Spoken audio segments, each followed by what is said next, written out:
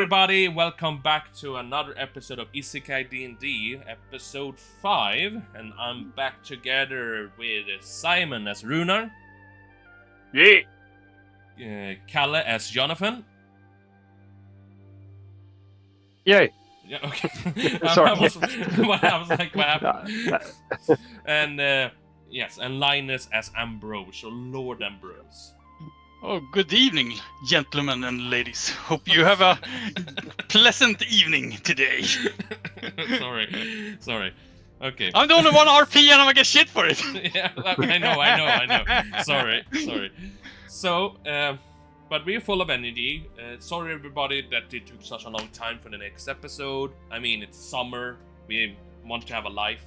So, sorry about that, I guess. But we are ready, and let's recap a little bit quickly. We already did that off camera, but basically I can recap this time so my players doesn't need to. Basically, we are still on the ship on the way to Greylock, but Captain Woodleg seemed a little bit suspicious, so our friends, our party members, made the choice to investigate a little bit. Right now, Runar is talking to one of the crewmates on the ship deck. It is the middle of the night, and right now Lord Ambrose and Jonathan is in the captain's quarters, basically, right now, and the captain is asleep thanks to a sleep spell, and you're looking through, well, basically his journal. I think everything's correct there, right, players? Sounds about right. Yep. Wonderful. In that case, I mean, we can start with our two friends that are right now still in the captain's quarters. I mean, what are you doing right now? You basically learn new information, and about the captain's real name, the fact that he seems to not like Abe or Abraham Lincoln so much, and that he seems to have his own plans in the future. Yes, we keep reading the book. I believe we do. Oh, you want to spend more time reading? Yes. Yeah, I also want to search the captain Oh, the in his captain pockets. himself. Well, Okay. yeah. Okay. if you have his clothes on. Money. All right. No, just Yeah. I'll go to him and just Mm, search for anything interesting. Basically, check his pockets yes. if you have his clothes on.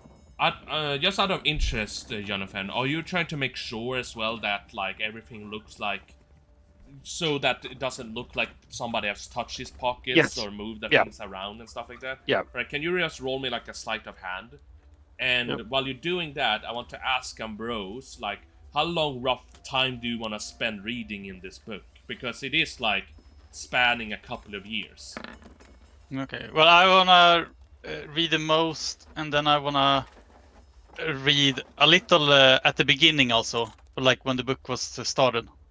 Alright. So basically you want to try to find like highlights in the book, but Yeah, also read but, a bit of like- the beginning of the book. Yeah. So Like, would I presume that... Focus most on the latest and the earliest, and then I kind of skim through the rest Yes. for like. Yes. So highlights. would I presume then that you want to spend at least 10 to 15 minutes reading? Because that's roughly how long time it would take. Yeah. How long does my sleep spell last? You can check that, and while you do that, Jonathan, you'll do a really good roll there, so presumably you can feel pretty sure about yourself that nobody, including the captain, is gonna notice that you moved things around in his pockets. Of course, if you remove things from his pocket, it's gonna be a different thing, but... Yeah, sure, I wouldn't Yeah. do that. Yeah, but you'll check around in his pocket carefully and stuff like that, like, because most of his he still does have most of his clothing on. I mean, it can be a bit cold at night, so you check around in his pockets, his trousers and stuff like that. And I mean, you do find a little bit of money inside his pocket, like copper and silver coins. You find like a smoking pipe, but not big, regular small smoking pipe. You you also find a ring, like a golden ring with like a green jewel on it as well. And it does, and you do notice that like the symbol on top of it, like it's like a pirate symbol. So would you like to roll history for me if you recognize that pirate symbol from your own world? Mm. Let me check on, history. Ooh. Oh. You do not recognize, like, you cannot be sure whether or not this is like a pirate symbol for Blackbeard's pirates or like a different pirate crew from your own world. Sure. From your perspective, this might as well be like an entire original pirate crew that you've never seen before, basically. You have no idea. Mm. So, while you doing that, we're jumping back to Ambrose, who's reading for roughly 10 to 15 minutes, if I understood you correctly. Yeah, I'll do that. The sleep spell is only 1 minute, but I believe Ooh. he does not like instantly wake up. If he was like, No, does he remain in the same state that he was like Alright. still sleeping, and then like maybe I would say he it like can this. wake up? Yeah, I will say it like this. Since, like, Jonathan did such a good sleight of hand, he's not gonna wake up the captain. However, I will point out, though, that if you wanna spend 10 to 15 minutes reading the book, I will require you, both of you, to do a new stealth roll when you're going out of the room. Because if you remember, you made a stealth check when you moved into the room. But because he's not under magical sleep anymore, later on, if you want to spend 10 minutes reading the book, you're gonna have to make a new roll, basically. Okay. Make sense? Yeah, but I'll spend the 10-15 minutes. Alright, you will take that risk. Just so you understand that risk exists. Because I'm allowed to yes. recast the spell also? Yeah, sure. As long as you yeah. have spell points, you're allowed to cast it again. And I will give you advantage on the stealth check if you do, like... Yeah. Because even if you don't wake him up, you can still make enough sound that somebody else notices. Or the guy that was on the steering wheel there, up there. Yes, because he's not that far away. Yeah. I stay with the captain to keep an eye on him, Alright. just see if he kind of wakes up. Yes. And I turn to Lord Ambrose and say, "Do you find anything? And please hurry." Yes, let me see here. No rush. Don't rush me. Well, so Ambrose took it. Patient lad. please do. Patient. Well, that depends. It goes faster if you do not disturb me. As he put up his monocle. I put up my monocle. I need to remember. Thanks. Yeah, because you do have a monocle to read. Yeah. So, Ambrose started to read through the text. And this is I see. This is what kind of you'll learn. Like, the first part of the text, like, because you did said that you wanted to read, like, the beginning of the journal. And the beginning of the journal seems to be more focused on the captain's like teenage years, when he first time became like basically you know, like on a ship on the sea, like with a pirate crew. And it talks about like his own father and how he looks up to him, but he feels kind of sad that the glory days of the Blackbeard pirates have kind of gone away, and the fact that his dad doesn't even have, well, in his own words, the balls to use that name anymore, just because he doesn't want unwanted attention.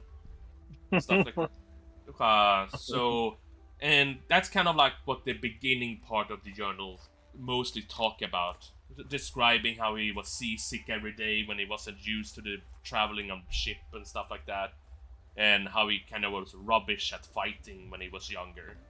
Later on, you kind of check through the pages, like, you know, try to find something of interest, checking through, and of course you already know the part with like the fact that he's connected to Blackbeard, that he's like an ancestor to him, like his like grandson, sons, whatever. But you do actually notice that there is a bit of text talking about and I would like you to kind of just roll for me, because it's describing that he has left something in like a wooden area, like he has kind of, because it talks about like he kind of has like some reserve money that he has digging down for the sake of like the future, for his future plans. Yes. But to recognize the area what he's talking about, because it seems to be somewhere in Fandana. Can you roll me your, like, basically tools for map, basically? My cartography tools. Yes. To see if you can, like, from his description, figure out what wooden area he's talking about. Okay, let's see what I can do. Oh, really nice. Not bad.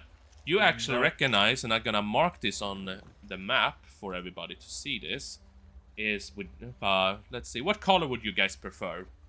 Just so you don't... Red and a cross. Oh, okay. Yeah. Alright then. Jesus. Oh, I made a circle just because of that. Did you even have to ask that? Even. Well, come on. Damn. Let's see here. We take up the pencil. From the description, basically, you are not that far away from Greylock. In this little forest area up here, you notice that he has, from the description and comparing it to the own map, the memory you have of the map and everything, you can understand that in this wooden area, he seems to have, like, kind of digging down, like, his kind of backup treasury, like, for the future, like, for his future plan that he has. And the future plan that he has seems to have to do with disconnecting himself with Abraham Lincoln. But you, from the pages you have read so far, you know what? I can actually roll for it. I have my roll D20 here. Let me check something. Okay. Basically, you do not recognize. You have to read for another 10 minutes because you don't get the full plan from just going around for 10 minutes because you're spending the time learning about this location of his backup treasure. But you do understand that he planning on disconnecting himself with Abraham Lincoln for some reason, and that it feels like Abraham Lincoln has like a kind of almost like a blackmail over him, almost like he has something over him. But for learning those details, you have to read for another 10 to 15 minutes. Okay. But before anything of that can happen, we jump back to Runar. And Runar, I mean, what else are you talking to this lad about? Like, he's standing there like, man, I think it's time soon to, like, yeah, it's getting a bit late. I think it's starting to get time for me to change shift with one of the other boys. Yeah. Can you, before you do that, can you show me the engine room again? What's an engine? Oh, sorry. From my it's the thing that's powering the boat. Oh, you mean that item the captain got? Like, because as you notice, you do notice the fact that, like, the sails are not down. The sails are kind of like, tied up. So it's using that, like, magical item 100% at the moment to move across the water. Oh, you mean that item the captain got to move the ship? I don't know if I can talk about it that much. Our captain has said that we should keep that stuff a little bit private. It's your choice, but it should be. It's very interesting stuff you got. You people have. Well, yeah, I mean, it is interesting, but that's why I can't really talk about it, because my captain told me to not talk about it. Is there any specific reasons why you want to know more about it? I have created myself. I have created some similar stuff, but they require more fuel. They're not really. Question: is this a deception, or because you have never made any magical tools yet? You can make magical tools, but you haven't made anyone yet, as far as I know. Yes, right? This is a deception. All right, roll. I should have told you that. Yes. No, but I'm just double checking with you, so I don't say everything wrong. But can you roll a deception check for me then? Yes. Runar. He's not We will going see. Well, we never know. You can roll well, even if you're not very charismatic. You never know. Roll me this. I mean, he looks at you and he's like, "Oh, really?" but in that case, you wouldn't need to check on it if you already know exactly what it is. Why would you need to check or ask me those questions? It is a little bit weird why you're asking me. Is there a real, like, can you tell me the real reason why you wanted to know more? Well, when I talked about fuel, I don't really use magic. I heard you use some kind of magic. With all due respect, you already said this to me before. Just because you say it again doesn't mean I'm going to believe you. Obviously, we don't use any fuel here, okay? Whatever you mean by that. Whatever. I think it's best for me to go down deck and check up on the boys and shift with one of my friends. Okay. And, I mean, he's gonna start to go towards the staircase. Can I do the... Oh, yeah. What do you do? Well, this going to hell. It's up to you now to come up with a distraction. I'm using... Shit, I didn't plan for this. Well, clearly not. At all. Creative. Be creative, you say. Well, I can't attack him because that's stupid. I mean, it's a bit extreme, and it would Yeah. do the opposite effect of what you want to do. But Exactly.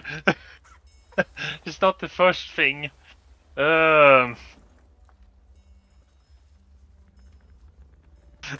well, you have to come up with something fast now. Come on. Well, if I check in my what kind of stuff I have on me. I mean, you have your character sheet. You know more than we do. Well, he had turn around so he doesn't see me what I'm doing. He has his back towards you, but I will point out that you are not the only one on the deck. You have the other guy. It is dark outside, so he's gonna have like a disadvantage on perception from the distance, the guy who's steering the ship. But I wanna point out that he does exist there. So as long as if you're doing something that is too loud or too like noticeable, he will like have question marks up there. DM, Yes. do we hear any steps coming closer? Not Through yet. there? He's still a Okay. couple of feet, like, he's still at least, like, 40 feet away from you guys, so you still haven't noticed him Well- yet. Well, today I am not creative enough. I let him go. Or do you stand still on the front of the ship, or you going after him and saying nothing, or what do you mean? Because you remember you were in the front of the ship, and now he's going towards more of the back of the ship to like the open like the staircase that leads down. Where Darwin stands, right? Yes, where Darwin stands and keeping watch. Well, I'm not creative enough today, but I assume they are already finished. I mean, you Not don't know. that- They haven't come Yeah, out yet. I don't really know that. What was his name again? Ambrose Ambrose. and Jonathan. Lord Ambrose. Yeah. Yes. Yes. Okay, Lord Ambrose. Fine. Fair enough. I assume they're already finished. I let him go. Oh, you don't. I don't- You're taking basically a hopeful guess that they are done in the room and not. In the Yes, anymore? a very hopeful guess. Okay, so you're going together with him, and I will say that Jonathan, your passive perception, is it like 14 or what is it? Your passive perception, you can see it on your core page on the left side down on the page. You can see like a number that is normally above 10 for you. It should be above It's just 10. below all the No. skills. Yeah, it's 2. Perception. Oh, No, sorry. all the way down, like above tools, it says passive wisdom perception. Ah, there. Okay, 12. Yeah. Ah, you're at 12. I have 13, if that's the Yes. case. Yes. But I was just thinking that you're busy reading the book, Ambrose. Oh, okay, so, but this is like up to like Okay. Jonathan in this case, and he's close to the door as well because if you remember, the captain's bed is quite close towards the door that you guys came in from. You right now. Are there any windows facing towards the front of the ship, or is it just? No, there is not. There's only windows like towards the back of the behind like the desk where Ambrose is, that is like looking out to the sea. Yeah, because we tried to look in before, but there were no windows. Yes. I think. Yeah, that's right. Yeah, but when it's roughly, I would say roughly 20 feet away from the door, you do hear like the footsteps from both like Runar and the other guy coming towards the stairs. You like hear like, you know, the steps of 4 people basically walking towards the stairs. Okay. I'm whispering, Lord Ambrose. Yeah. There's What two is people it? coming. Two Oh. people coming, and I haven't heard the signal yet. Something is wrong. Yes. Let's Stop hide. reading. Yeah, I Yes. close the book and get close to one of the walls in case someone decides to open the door or come Do you here. want both of you run on roll of stealth, or Jonathan, do you hide as well, or you stay Yeah. put? Yeah. All right. Can you describe where you want to hide in the room? Because you have the bed, you have a desk in the room, you have like, you know, there is like a place to hang up clothes and stuff like that, like hats and jackets. There is. How like, is the door? Hmm? The door, is it turning outside or in? I mean, inwards or outwards? Inwards. Inwards. So I will push myself against the wall.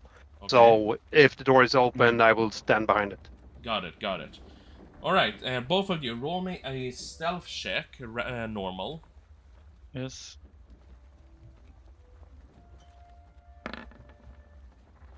All right. Ah. Not the best from either of you, but we will see what happens.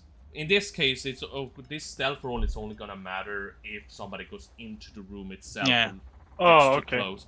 But I also gonna check like the passive perception from the man who's going towards like, you know, the stairs, because the stairs that goes down to the lower deck is kind of close to the captain's quarters. Mm. So I will just check his stuff, and he has. Yeah, Max in something. Well, this is like just a regular guy, so it's not like gonna be amazing Good. stuff. But sadly for you, Ambrose, he's going to, like, when you're walking around, you do have like a bit of a problem with your leg and stuff like that, you know. So when you The sound of my cane, maybe. when you're trying to move, the moment he starts to get close to like the stairs that goes down, he does hear a little bit of like a cracking sound from inside the captain's quarters, and he stands up about like kind of stops in his tracks and is like, "Did you hear that?" He says that to you, Runar. Runa's like, I didn't really hear nothing. The whole ship is creaking. Well, I heard something creaking from the captain's quarters. Maybe I should check with the captain if it's like if everything is okay. He's going towards the door. Doesn't he want to be disturbed? I mean, don't worry. I'm just gonna check if everything is all right. And okay. lift up his hand to start. It's gonna start knocking on the door. Captain, is everything all right? Captain, and the captain is going to, of course, wake up if nothing is done. Of course. And the captain's like, Can I? Oh yes, Kalle. Can I do an impression of his voice? Do I have that ability? Oh, you wanna do it before he wakes up the captain? Yeah. All right, yeah, sure. Roll. It's a performance in that case. But Can I also at the same time cast a sleeping spell on the captain so he does not wake up? Okay. Yeah, Alright. thanks. Do that. So, but first and foremost, Jonathan, do your impression. So, like, what are you saying to this guy to try to sound like the captain?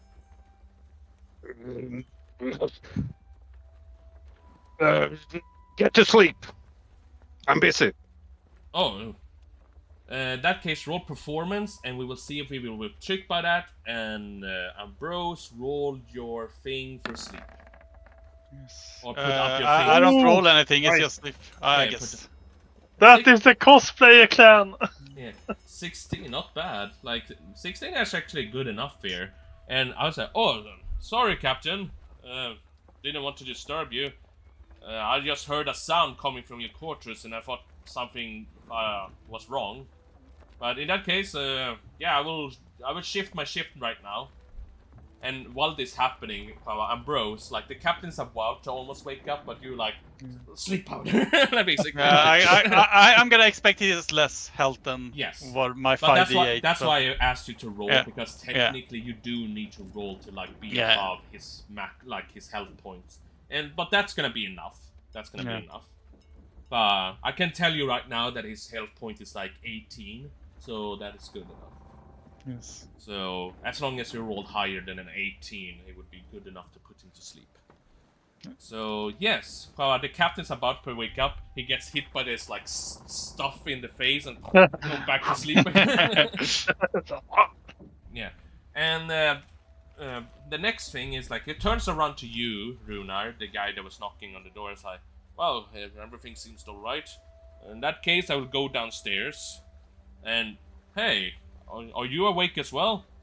And it's like this awkward moment because in the staircase you have, well, Charles Darwin having guard watch looking like, hi! Oh no. He's looking at you, Runa, because he's like having the face of, this was your job.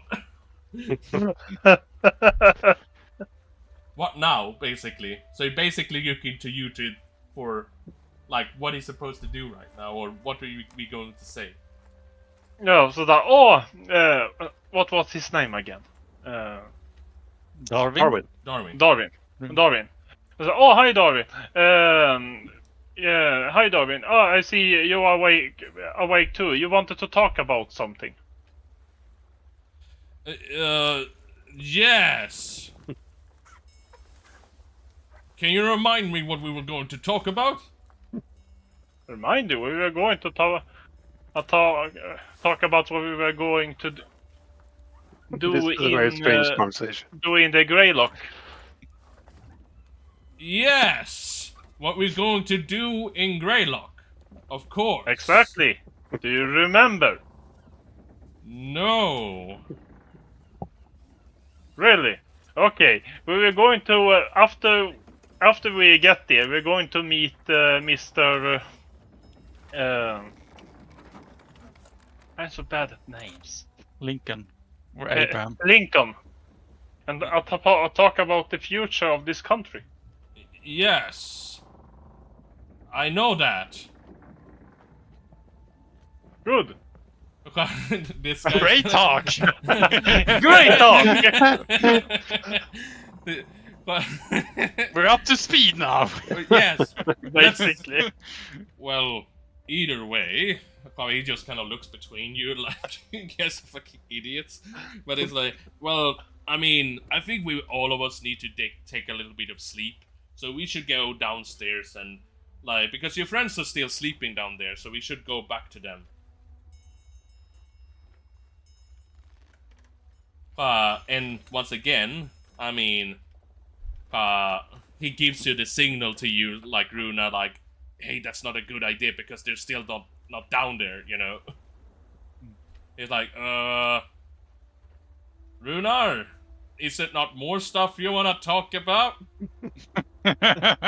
Yeah. Yeah.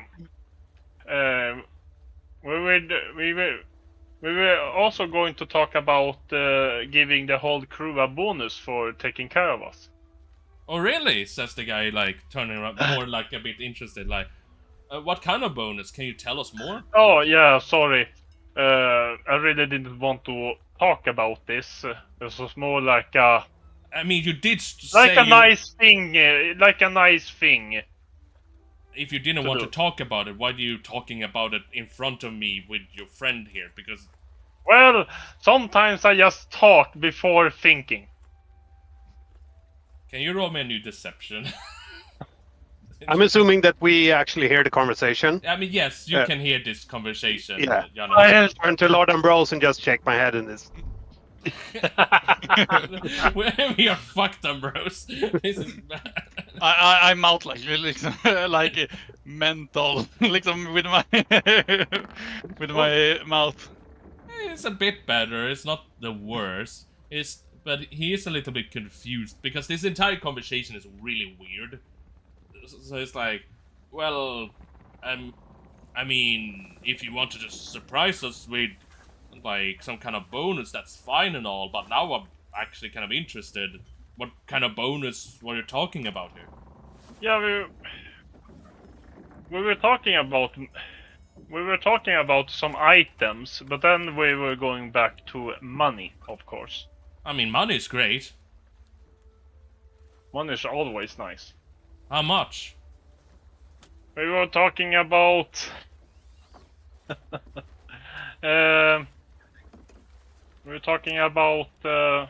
let's see here, 20 silver. 20 silver? Really? Damn, that's pretty nice of you. I mean, Yeah, with of course. 20 silver, that's like for at least a month of food for the entire crew. Nice. That's Exactly. great. I have to tell all the other boys about it later. Yeah, sure. You go on doing that. We can talk about it, of course, later with the other guy. We don't want to. Ruin the surprise? No, sure. Don't worry. I will not ruin the surprise for other guys. Like, I will wait for you at like when we get to Greylock. I'm gonna be quiet and not say anything. It's like does it give you a wink and everything. But anyway, I still think we need to go down to get down there and like get ourselves some sleep. I myself feel a bit tired right now, you know. In the same way, I want to have a chance to thank your friends in the morning as well when we wake up everybody downstairs. Yes. But I really, before we go to bed. Yes. Before we go to bed, I'm really sorry about that. The earlier thing that I irritated you about. Oh, the Engine magical thing. item thing? No, you didn't irritate me. Just I thought it was kind of weird that you brought it up, especially Yeah. since it's obviously you have never worked with that stuff before. I mean, you were talking about this weird thing about engines and fuel and stuff like that. It's magic. I don't understand what that has to do with fuel and like and stuff like that. Yeah, it was well. I was trying to start a conversation. I'm not the best guy. Well, I noticed that. Don't worry. Thank you very much. So that's once again, thank you for everything, and let's go down there, and so I can go to sleep. Okay? Okay. So I mean, Okay. yes, because Stop. Jonathan and Bros, you're gonna have like if you wanna do something, you Yep. can have an opportunity to do something now, like because. Yep. So I trying to open the door very, very slightly to peek outside to see where this guy stands, if he has the back towards me or not. He has his back towards you, yes, because he's Okay. like at the beginning. He's like one step down the stairs, basically only. Okay. Okay, lower down. So, just follow me, okay? Okay. So Okay. Lord Ambrose nods. yes, what are you trying to do, Jonathan? So we. I'm Describe following us. Jonathan's lead. Yeah, I understand what Ambrose is doing, but what is Jonathan's plan right now? Can he just go right what he's gonna do? So my plan is like this. I knock him out, throw him overboard, and then we have Runar say, man overboard, and after 20 seconds, then we can have the time to sneak below the deck and act as if we are waking up. What do you think? I think that's the only option we have. Basically. Why don't we just If wait you have for a him? better, if you don't have a better idea, that Why is, don't we just wait for him to go downstairs? he will notice that we are not there, right? And he will wake the whole ship up. And what are we going to do then? The ship will wake up if we throw him overboard also, and it will. Yeah, but Make more- Runar can say that he fell overboard. He was drunk, something. But the guy upstairs on the steering wheel will surely notice that that can't be true. Well, I say we wait and see. Let them go downstairs, and we can just say we were somewhere else on the ship if they go. Because I want to check. Does he sleep in the same cabin as we do? I mean, remember, it's not like this ship is not like really big. Is or it luxury. open downstairs? But Like basically, like you sleep in an open area with a bunch of other people. Because remember, Yes. on old ships like this that are not like very luxury, like most of you people sleep like in hammocks or like on just very simple like beddings on the floor together with like all the other people. But it would be quite dark down there, so he wouldn't like unless he like goes up to like our like sleeping area, he wouldn't see us missing. I mean, he will notice because he specifically is like going to go down there with you, and it's like 2 of you missing, so it's gonna be 2 open spots gone. Combine that with the fact that like because as far as I understand, because this is the problem for you guys right now, it's that 2 of you are already up. That in itself was a little bit weird, but Runar is just a weird character in itself, so that can be excused of, oh, he's just a weirdo. But now he's noticing as well that the other guy is up, this like old man, randomly standing in the staircase, wanting to talk about the things Runar already knows. And when he goes down, he will notice that 2 other people are gone, and he have not seen them, and he will remember that there was a weird noise from the captain's quarters. Yeah. That's the issue right now. There's a lot of issues. Are there only one step down below deck? They're only like 1 step down below. Oh, stair. Yeah. But to make it clear, it is dark outside, and there is only like 1 lantern like on deck, and it's like at the big mast in the middle of the ship, and 1 lantern at like where the guy is like controlling the ship itself, because he needs to like be able to read his compass and stuff like that to be able to check where he's supposed to go. But the guy upstairs, like, I will say this, that you can knock this guy out if you roll a stealth roll good enough, Jonathan. And this guy is not very strong, so you do have it like advantage and like sneak attack extra damage to knock him out.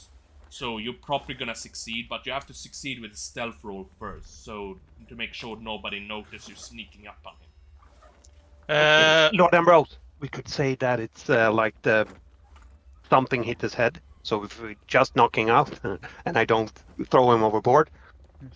I could also just I have without going into gameplay mechanics, I could cast another sleep spell. That would leave no evidence behind, like a bulge on his head. It's just someone has to catch him before he collapses. Because I would assume it would make some sort of noise if he like falls.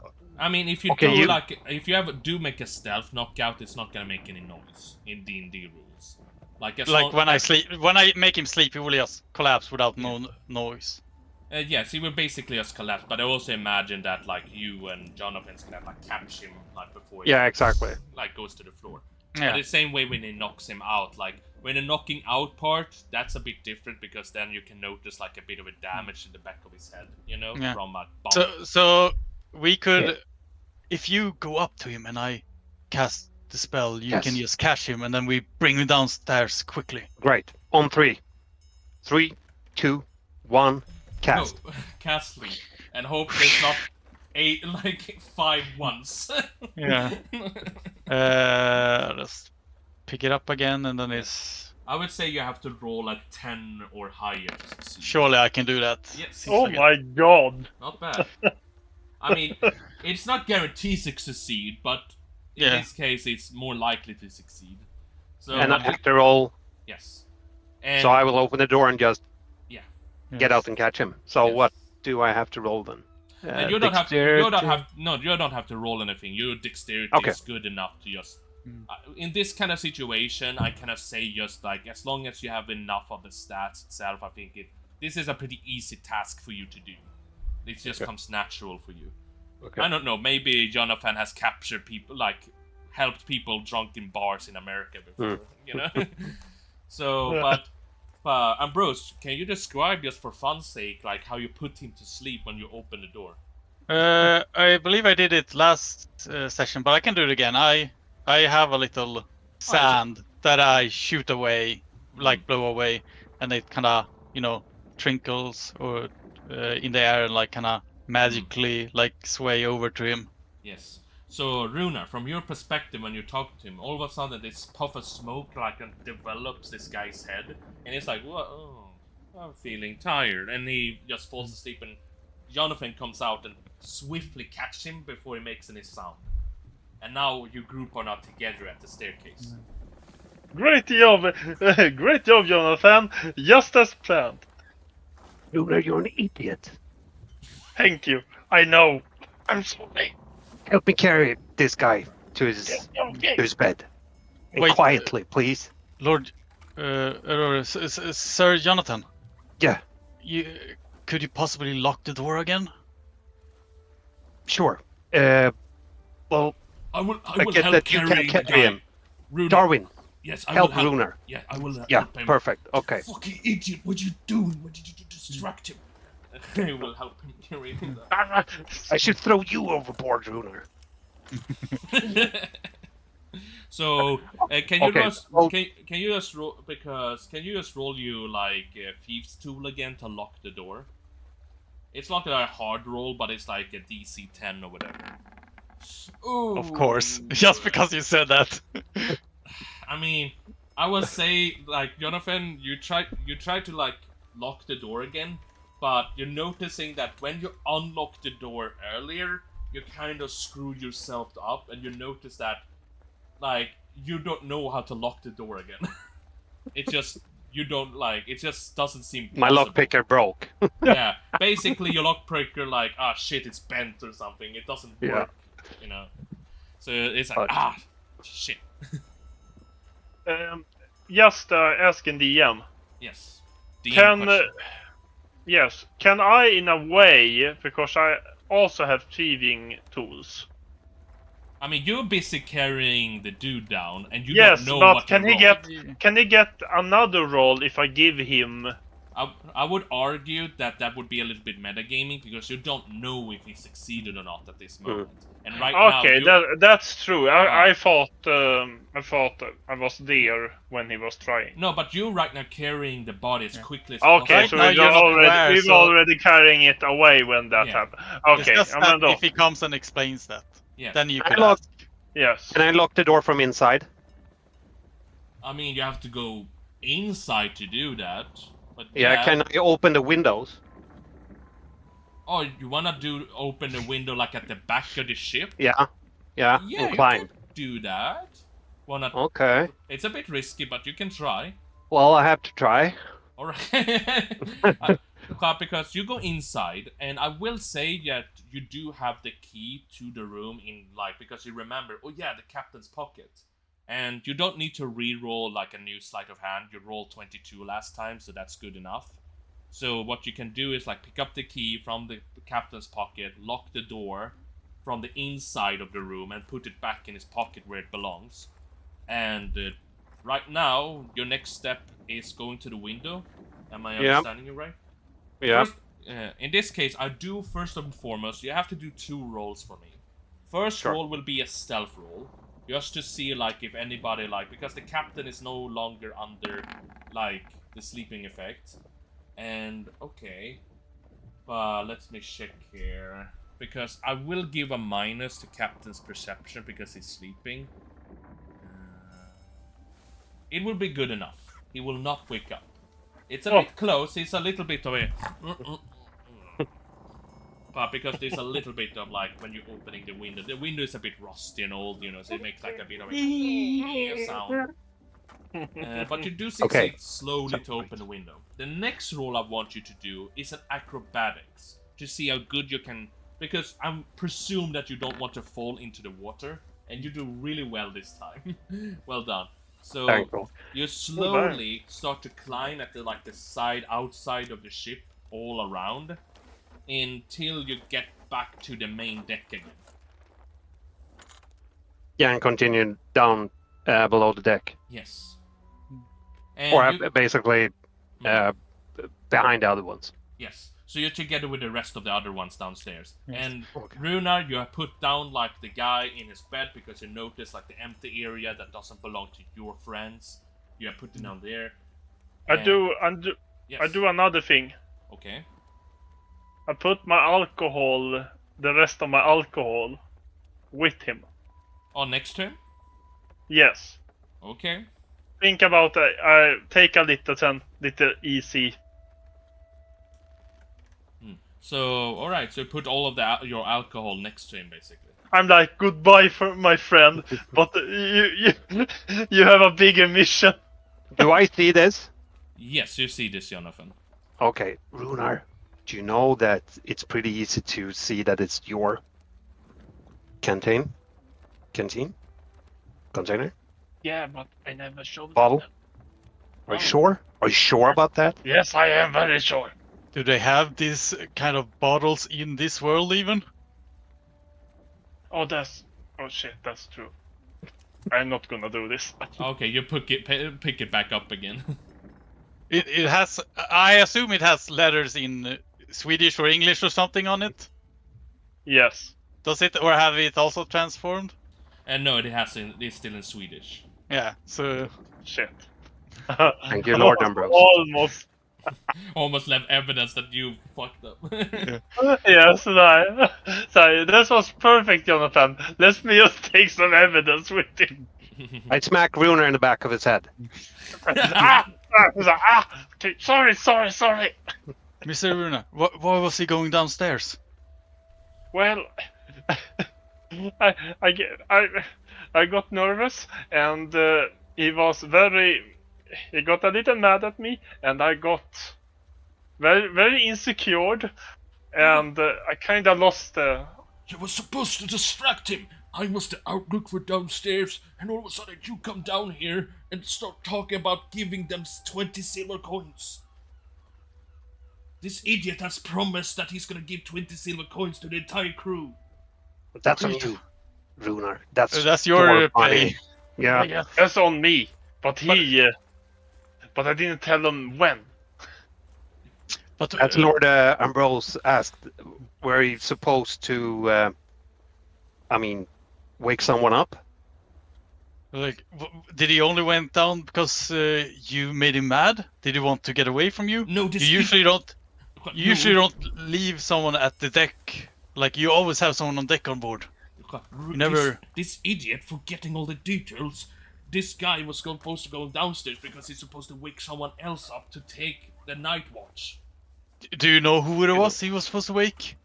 He looks at Runar. Runar, who is it? No, I don't know. What do you mean you don't know? No, I don't Okay, know. I have an idea. Lord Ambrose, me, Darwin, we go to bed. Runar, you wake random person up and say that you were up talking to him and whatever, and just say that he forgot to wake someone up, right? Yes, I go Just, do that. just say that you said you could wake someone up for him, so you could just go fast to bed. But then you forgot to ask who you were supposed to wake up or something. That's Yes, good. I do that. Yes. Okay, thanks. All I right. sneak to my bed. Yeah, everybody else sneak back to the bed. And Runar, you have like an option of 10 people in this room. Like... Come up and wake one of us. Hey, Jonathan, it's your Jonathan's like, I would stab you. But you have a like bunch of different people in the room. Like, do you wanna just know about some descriptions on them, or you just wanna pick the best first one? I picked the most relaxed one. Okay, let me roll in that case for who it's going to be. On my own dice. Oh, okay. Alright, so you go to this 16-year-old boy that's lying in the corner, and he's like, what's going on? It's you, one of the guys that we're gonna transport.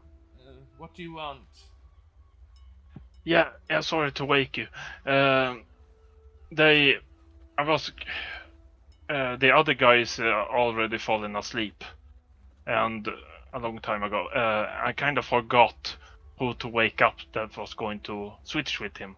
Oh, and wait, I'm allowed to do the night watch tonight? I never done that before. That's great. Oh, that's wish me good luck. I Yes, was a little good bit luck. nervous. But what should I do? I never done the night watch before. Should I, is there something I should do? You'll be fine. Okay. I mean, oh, this is gonna be so exciting. Okay. Whew. Wish me good luck. And Yes, he good luck. Kind of Good excitedly luck, Black. goes upstairs. Runa already abandoned the plan we talked about.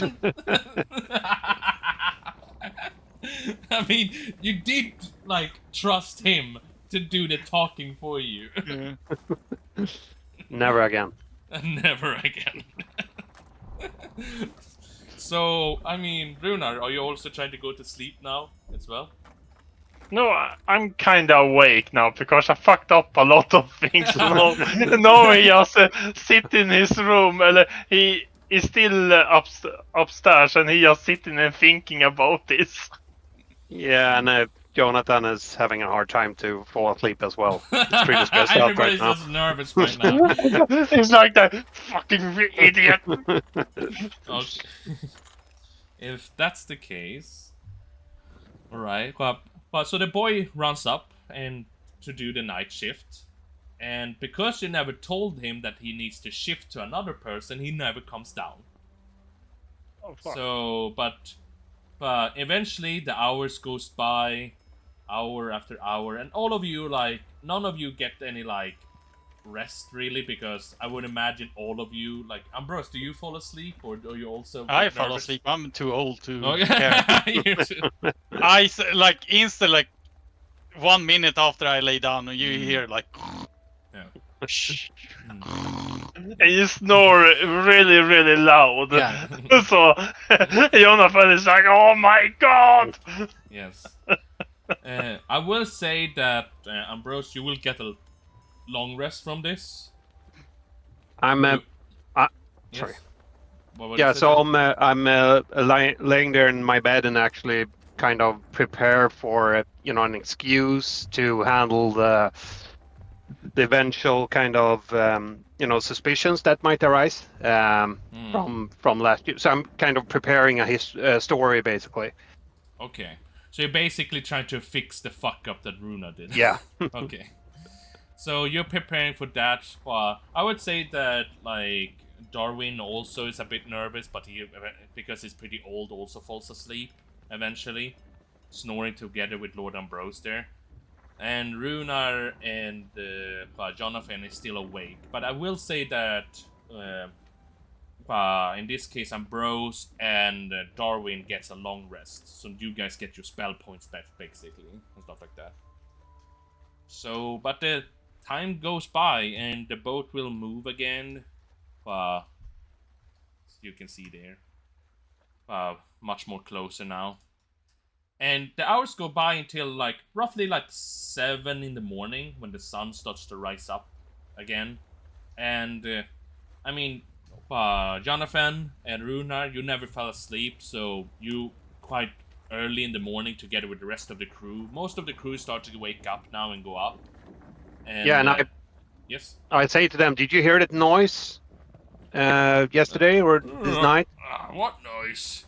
Yeah, I heard some strange noise, a lot of talk, and I'm not sure. I was half asleep, but not as I know, but it was kind of strange. But I thought I was gonna wake up for the night shift. But anyway, let's go up to deck to check how things are up there. yeah, I joined you. Yes. And you One guys, boy missing. yeah, and you're going upstairs. I join you. Yes, and you guys are going people are waking up and everything, going upstairs, and the captain is up there, and he's holding the boy in his ear like this, like a grip, sorry, by captain, and he's like, no buts, but men, who here told this dumb boy to keep the night shift? I already said that not until the age of 18 you're allowed to do the night shifts. And all the men start to look at each other, and the boy sees Runar and he said it! He told me I could have the night shift! And everybody turns to you, Runar. And the captain's like, what is this nonsense? What, under what authority can you give orders on my ship? I think there's a misunderstanding. He's lying. He told me I could be up here. He said it was my turn. And I did a good job. I only fell asleep twice. Silence, boy. Explain yourself. I know you're supposed to be important guests of this Abe or whatever, but it does not excuse you giving orders to my crew. No, you're right. I overstepped my boundaries. It's okay, Captain, one of the guys said. He has promised us to give us 20 extra silver gold for our good job. Really? Is that true? Yes. Well, okay then. I guess for this time I can overlook this nonsense, but do not do something such that again. And boy, go scrub the deck. But you're eating nothing but coal for the next 2 weeks. Oh, but not the coal dinner again. Oh. Well, it's your own fault. Sorry. No, what I'm keeping an eye out for this this man that we sedated. Yes. I mean, he's up there with you guys now because he's basically like also a bit tired and stuff like that. He's like, yeah, but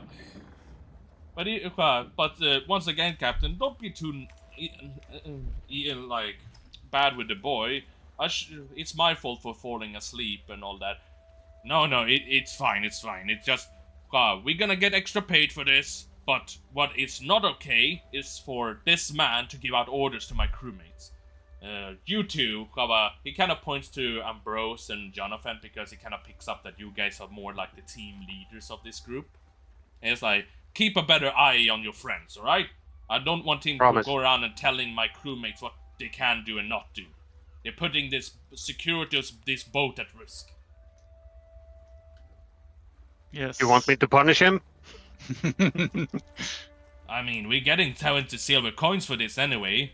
So, but yeah, I wouldn't have a problem if you do give out some punishment to him.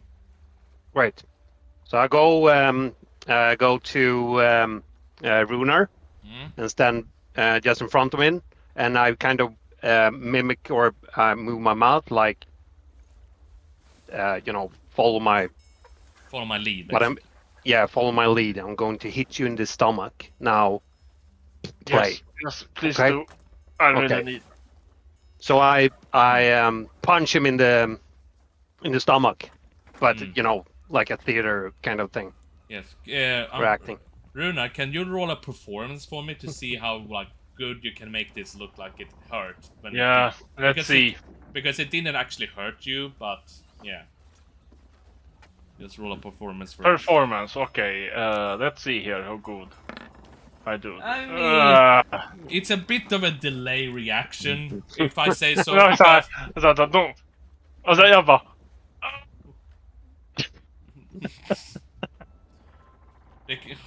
The captain's just like, whatever, like, I guess that's good. Either way, we are soon close by to Greylock. It's only gonna take us a couple of more hours, and we will be there. Let's see here. And you see, like, the bird that he sent away yesterday actually has returned to him because he has, like, the bird on his, like, arm at this point.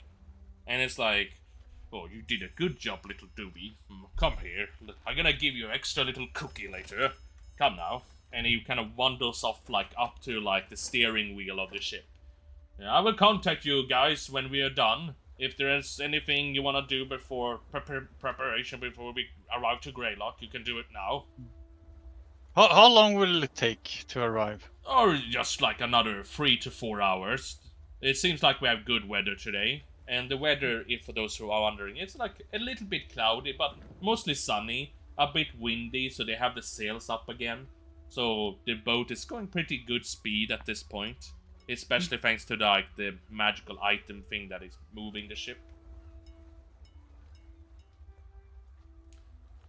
Yeah. Yes. So if you guys want to talk about something between each other or somebody on the crew or just in general. The boy looks very tired, by the way, because he had been up a lot of during the night and now he's doing extra work on scrubbing the deck. Oh, fuck me. So I kind of scramble the group and just ask everyone to see that we actually have the money that Runer has promised. Yeah, I kinda freaked. I'm not gonna say anything. I fucked up. I have I fucked up so hard. I have 10 silver coins and Yes, 20 I copper. believe we all have similar cash coins. Okay, so we can pay them. That's good.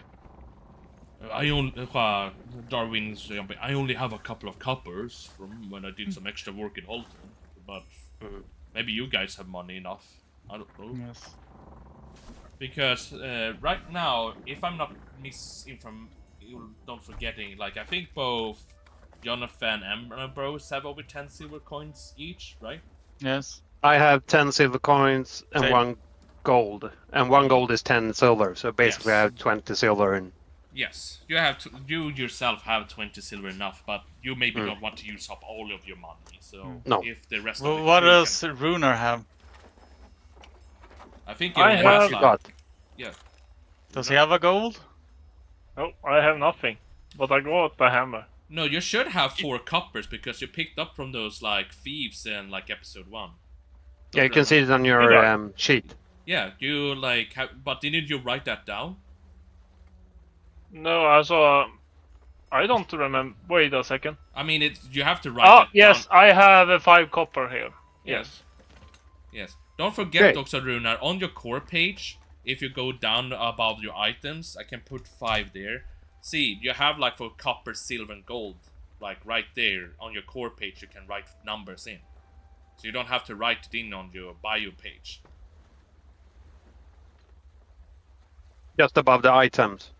Yeah. Above the items. Yeah. Below I'm your sorry, attack, I am kind of blind right now. on your core page, below your attacks and above your items, you can see like these different icons, like a triangle that looks like silver, a square that looks like copper, and like this gold piece. Oh, I see that. Oh, Yeah. okay, now So I see. I've written in Nice. 5 there. So in the future, like CP stands for copper, pieces.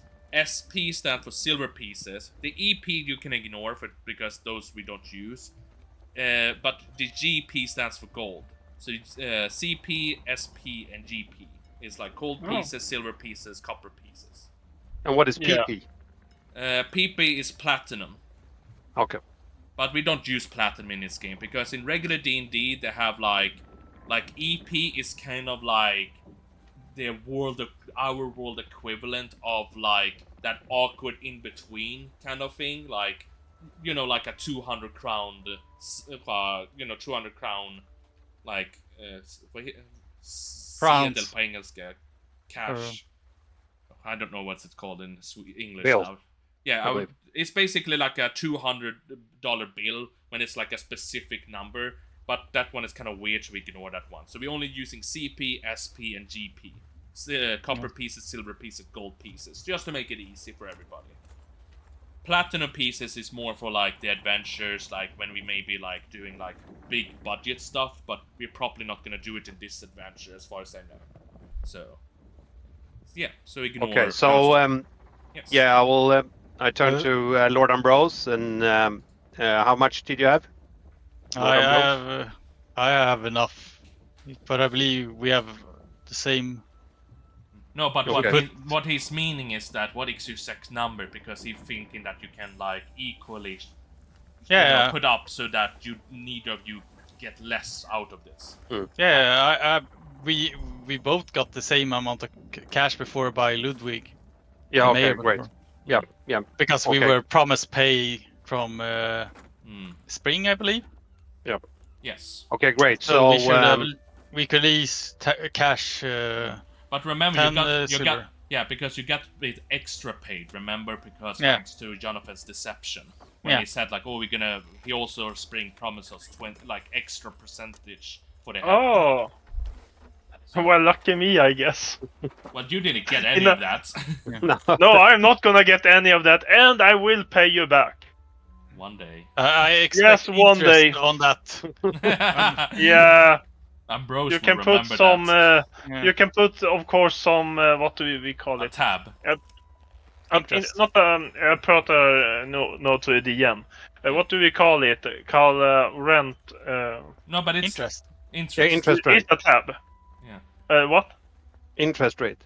Interest rate. Interest rate is basically you're paying extra because of the fact that you're maybe taking a loan, and you pay like if you loan 10 silver, you give 12 silver back because interest rate. But tab is basically that you put on a tab is basically I pay this later.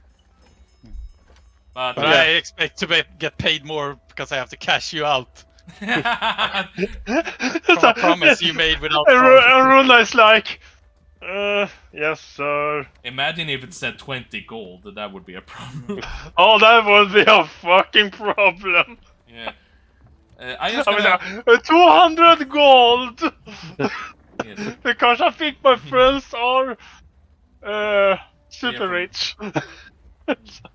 But just one second, I'm just gonna take something to drink because my throat is a little bit dry. I will be back in just a minute. Yeah. Oh boy, oh boy, oh boy, I fucked that one up. I got... I got stressed. Yes, but I got stressed. I'm not... I have a problem of my own when it comes to the D&D. I can get... all my creativity just go down the drain. I'm not trying to fuck up for everyone, but kinda goes there. No worries. Yeah, I know, but there's something I'm trying to... So what's the plan when we arrive? Talk to Abraham Lincoln. There we go, I'm back. Yep. Alright, so, but is there anybody Yeah, in the crew Abraham you want to Lincoln. talk about, or want to talk about each other or something before getting to Greylock? Ambrose can talk with while we're still standing next to each other. Right.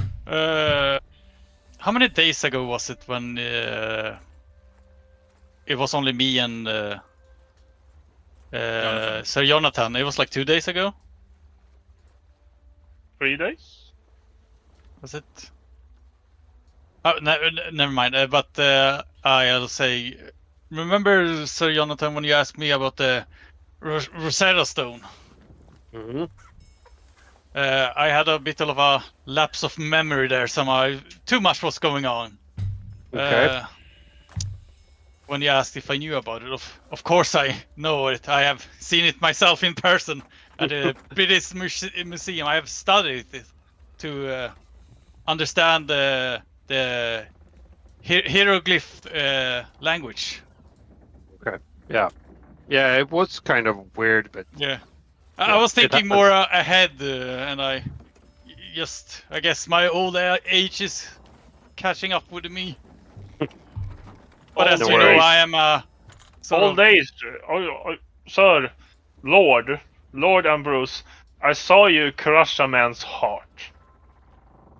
I did that with a spell, not my actual hand. Yeah, but it's kind of powerful if you think about it. Like me smashing a random tree. Yes, but I did not have that ability in our real world when I was an old man still. Yeah, but you're not exactly old man. I am still old now, I just know magic. I'm pretty sure we're still the same age, young man. It's just that we are transported to a world that gives us new abilities. Yes, but we can. Oh, nice. I can use. I'm still old and bold. Yes, but you can use new abilities to make yourself, I don't know, stop aging old. I don't know. When I talked about talked to Abraham Lincoln, he said he has been, what was it, 1 or 2 years in power, basically. No, in The this guy world. Yeah, in this world. But he told me he only died. Yes, he died 1 year ago, but in my time it was 200 years ago.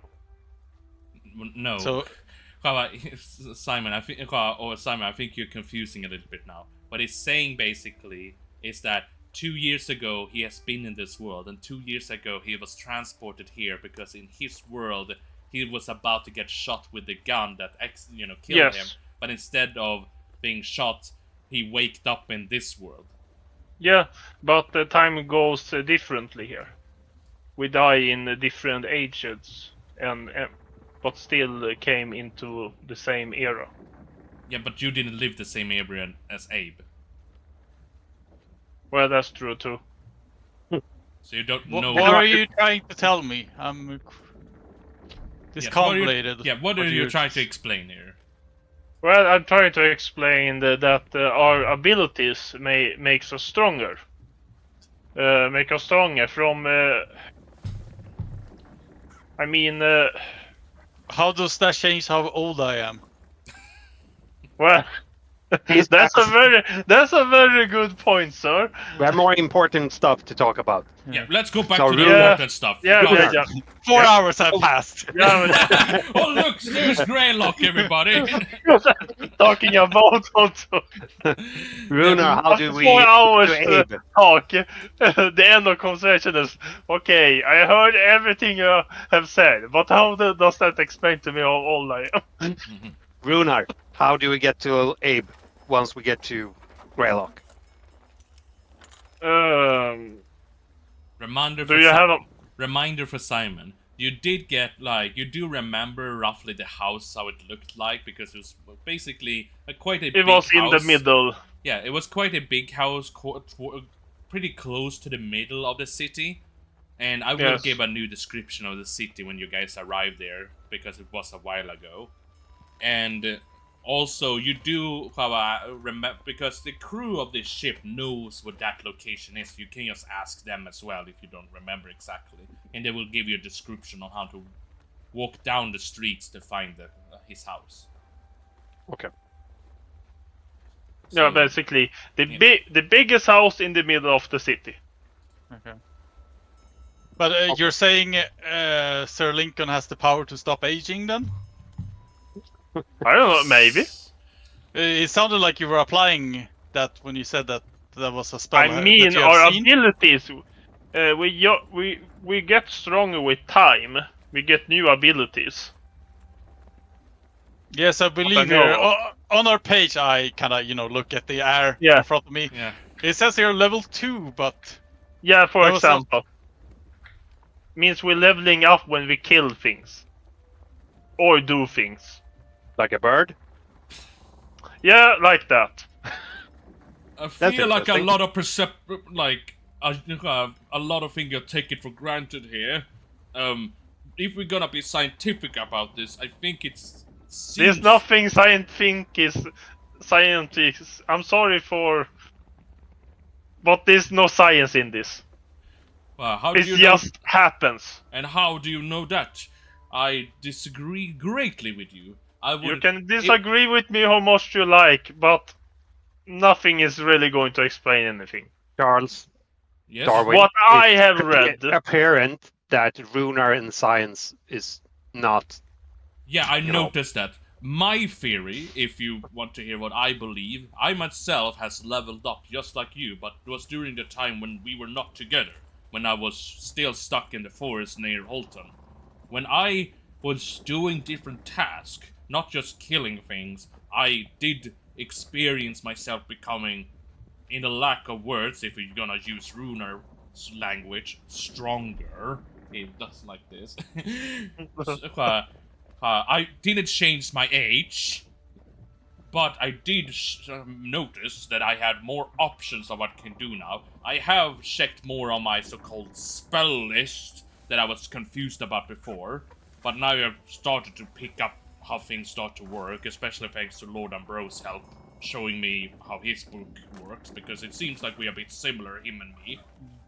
I don't have a book. I just kind of just know it in my head. But either way, yes, Lord Ambrose. Would you say you would be evolving? I do a little subtle nod. That's To- you basically evolve from a human to a god. No, that's not how evolution works. It was me. It was more of a joke. I know, but Ambrosa is right. We basically evolving into no, we're not. demigods. That's not how evolving works. Listen, as far as I understand it, it seems like in this world there demons and gods exist, and as far as I understand, all our symbols, if we gonna believe the badly information we got from Runar this far, from Abe, and the information we have from Jonathan and Ambrose, according to like... Will be much more easier, sir, if you were from my time, but we are all from different times, and I'm not good at talking. Runar, this has nothing to do with timelines. Either way, I'm ignoring you. Weren't we champions? That's my point. Yes, we are champions. Yes, Runar, shut up. This is my point. We are seemingly my moment. Our abilities seems to be connected with these different gods that are granting us this ability, but they're locked away. So, as far as I understand it, we need to find this Abraham guy, or this library that Jonathan and you, Ambrose, were talking about, that this guy Ludwig. I presume you guys have explained this to him, like off screen, right? Yeah. This is me, DM, talking. You did that off screen. Okay. He said we have informed your character that you are aware. Good. Yeah. Okay, good. Because I presume you guys have informed both Runar and Darwin about the stuff that has happened to you thus far, right? Yep. Yes. We do that during this, like, while we're going now. Yes. Yeah, Yes. that's a problem with me too. Well, I go with the flow. I didn't really ask him. Oh wow, I'm so surprised. Yeah, thank you very much. I appreciate it.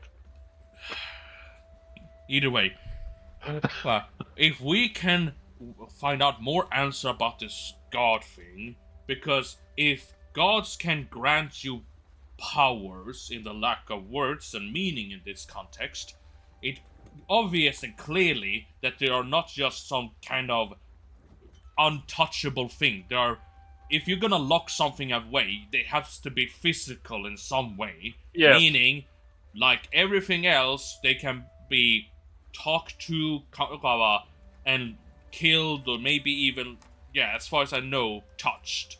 So meaning some sort of higher entity. Well, some kind of like unusual entity. As far as we evolved. So in this case, what my question? Everyone just ignores him. My question to you, gentlemen, and he ignores Runar. He's just pointing to us, Ambrose and Jonathan. I'm like behind, like coming closer to him. Yeah. My question to you, my two friends, are: this Abraham Lincoln fellow seems interesting, but I'm also very interested in this library that Ludwig, or whatever his name was recommending you guys to go to. Wasn't there supposed to be a person there you were supposed to meet up that's able to help us? Yeah, but it never mentioned the person by name, only that we should search for the grey books. Yeah, the great library, basically, because Ludwig was kind of like SDM. I'm talking now. He kind of referred to that in Greylock there's like this place called like this great library, like the biggest library in the city, where you're supposed to is a person waiting for you to arrive there. Yes. But what he's saying now, jumping back to Darwinian, what he's saying is that what I'm saying is that even this Abraham Lincoln fellow, this man, I would like to meet up with him, but my question to you guys, do we meet up with him first, or should we check out more to have a better understanding of this world in this library? Because if we spend like a couple of hours there, even if we don't find this person we're looking for, we can read about stuff in the books to find out more stuff. But it could be also a good idea to talk to this Abraham Lincoln fellow, because it seems like there are people after us. What do you think? Yeah, I would vote for for seeing Abe first, because he might be able to help us and actually know who we're It going to would talk be quite rude to not go to him first, I believe. That is true. He has helped us to get to Greylock in the first place, and he seems like a fine gentleman, this Abraham Lincoln. So I'm voting for that as well. So it seems to all agree, he said, ignoring whatever Runa is objecting or not. Runa was like, perfect.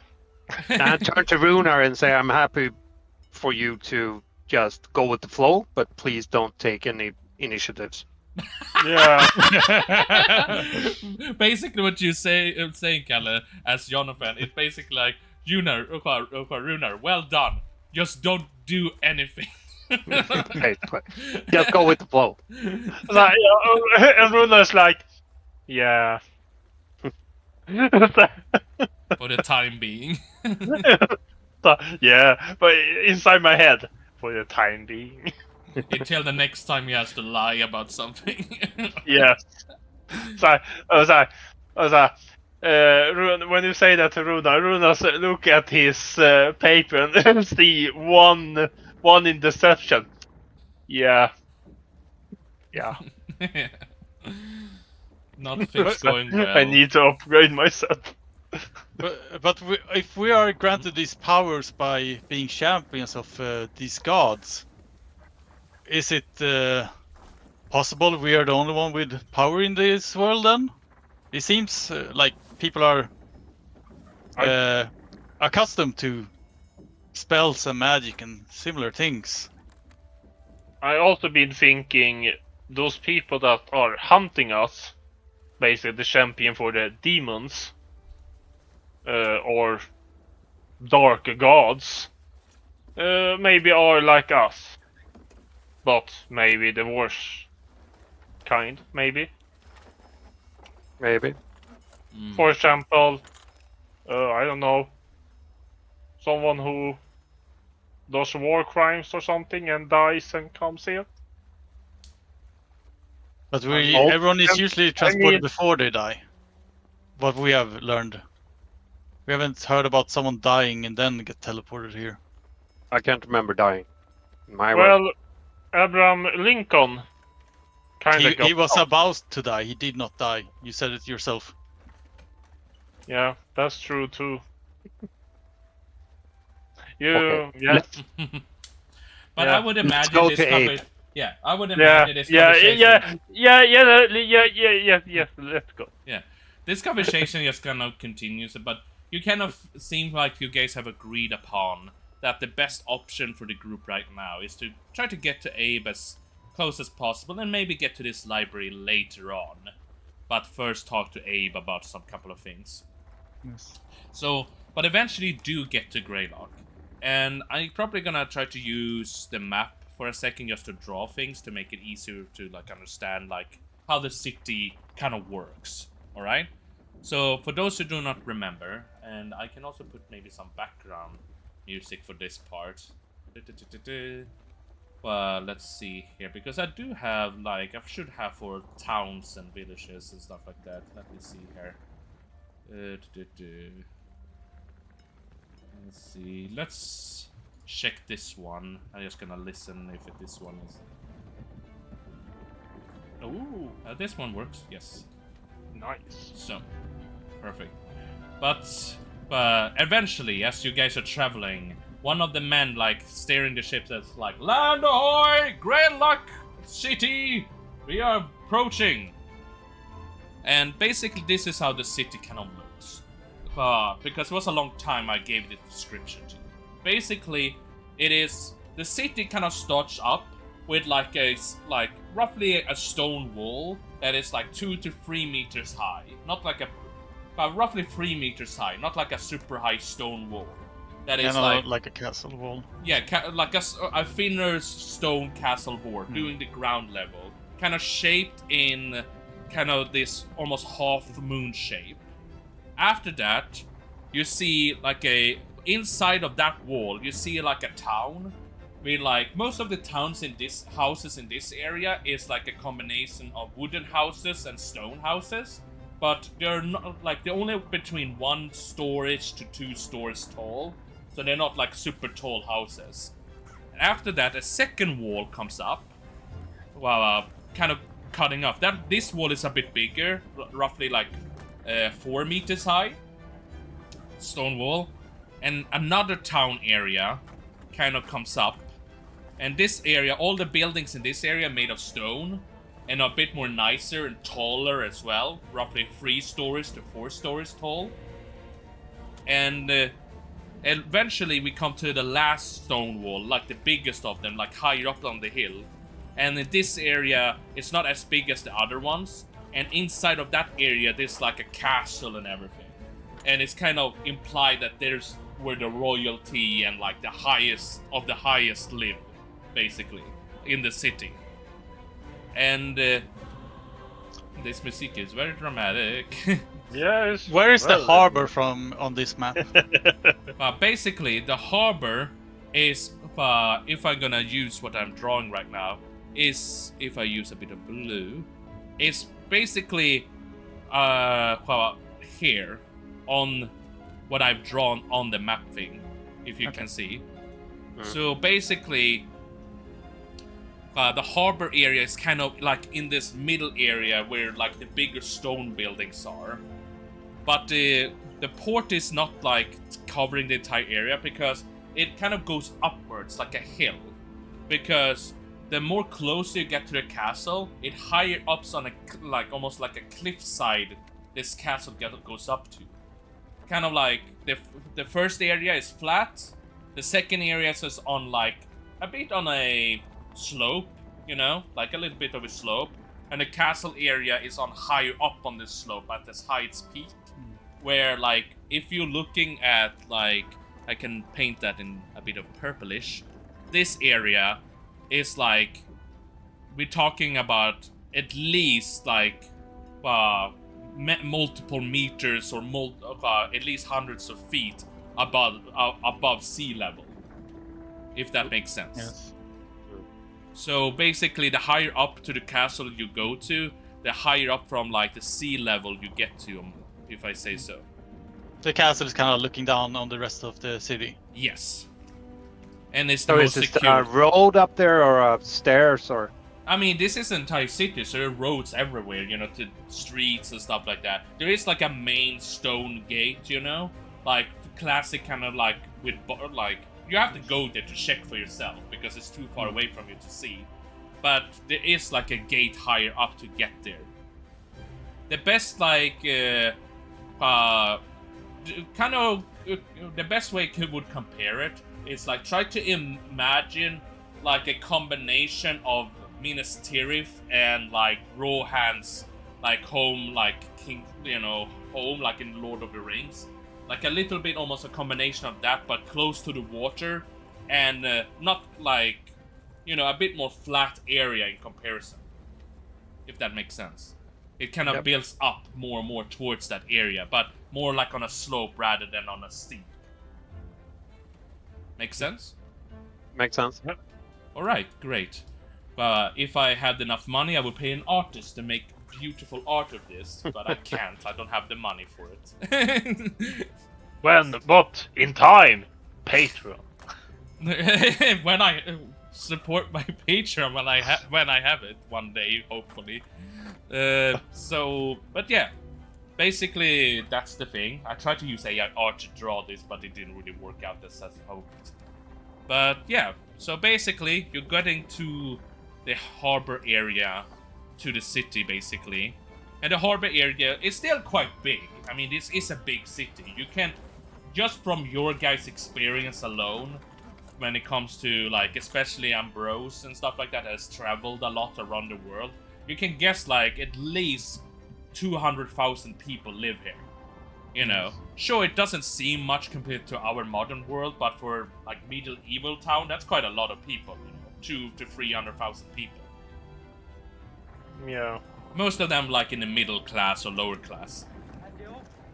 But yeah, you get to the shores, like you see people walking around. There are quite a lot of different people going around here, seeing like all types of kind. Like you don't see any elves, and stuff like that. But you do see like dwarves, for example, and regular human beings like yourself. But you also see like this other type of people, like this kind of like half human, half animal type of people that like has this kind of like lizard look to them, like half lizard, half man stuff that is walking around on the street. But mostly, but I would say 80% of them are regular humans like you. If that makes sense. Yeah, so as soon as we step off the boat, Yes. I go to Lord Ambrose or ask him to hand over 10 silver coins so that we can pay the debt. I do that. All right. Yep. And I give him to, I guess, the captain. Yes. I turn to the captain, say, here's your... Thank you very much, boy. He takes the little bag and kind of, he's feeling in the weight with his hand, like, yeah, this is nice. Puts this in the back pocket. I wish you guys good luck anyway. And oh yeah, this is the description of where to walk, and he kind of gives you guys like kind of a rough understanding where to walk in the city. And it's just like Simon has or Runar has described it. It's like it roughly in the middle area of the city. So it's a pretty nice location.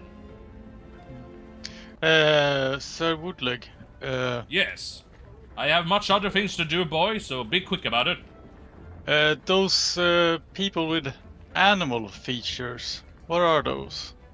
Oh, those guys? He points to, like, the lizard-looking dudes. Because they're not, like, full lizard.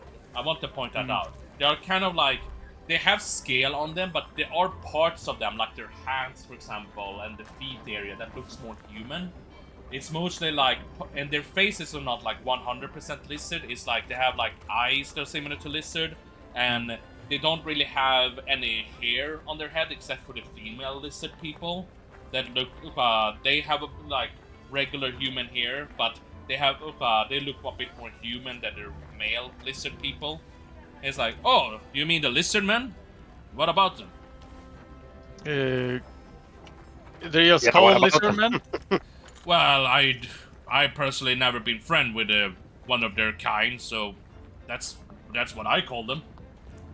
I mean, they look like lizards, don't they?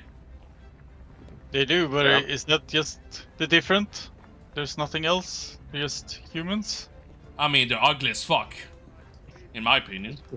They're coming from a place called like Lizard's Cliffs or whatever. And for those who are wondering, that is on like the big map. Are they hostile? Not really. I mean, as you can see, if they were hostile, they would not be allowed to do stuff, be in the city and do business. Would you trust them? Not me personally. Fuck that. Why would you not trust them? They're lizard men. What does that entail, as you're aware? Yeah, they probably smell and they're probably like loud and annoying. Don't ask me. Listen, just go to Abe or whatever. I don't want to talk about this stupid lizard people.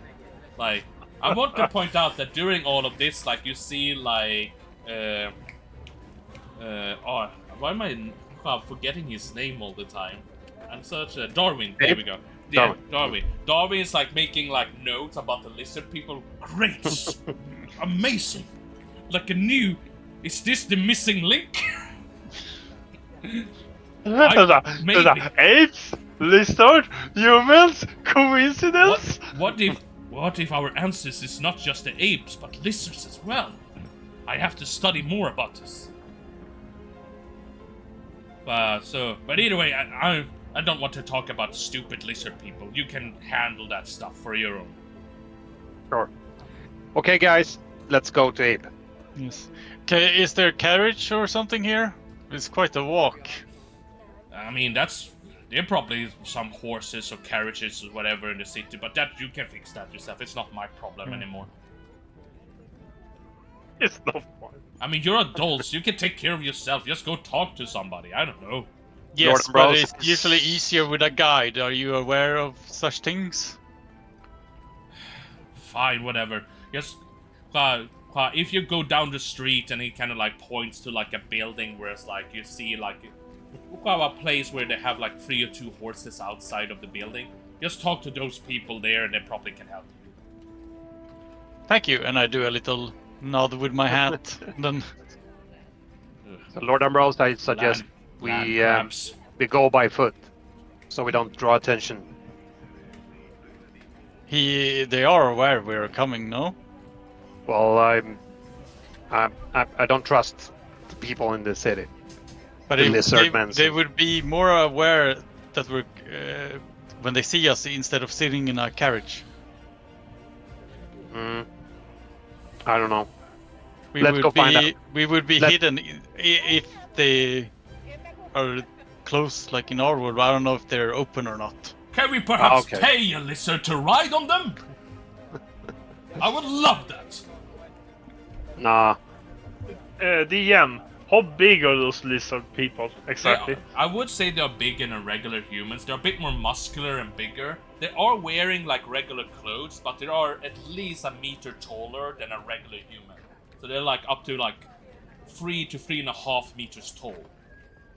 They're quite big in comparison to the rest. So they're very noticeable in the crowd. Especially the male ones, because because you can, for example, see like next to like a food stand that is like selling some different kind of exotic foods. Coming right back. No. Here, the ice cream. Yeah, cream ice cream! Yeah, we're coming right back. Ice cream on a Friday? That's a bit interesting as well. But I think it's his mobile phone, maybe. But, yeah, he's back. Yay! I'm back. Yes. I would like at least to check out what kind of carriage they have here. You never fail to ask, says Darwin. We can at least check what the prices are, can't we? I would also... My bad leg is not what it used to be when I was younger, and walking this distance is not usual Jonathan, for me anymore. Yeah, come on now, Jonathan. What's your sense of adventure? Discovery and science. Yeah, fine. We take a Hooray! carriage. So yeah, you go to like this the shop or whatever where they basically, because when you get closer, there's like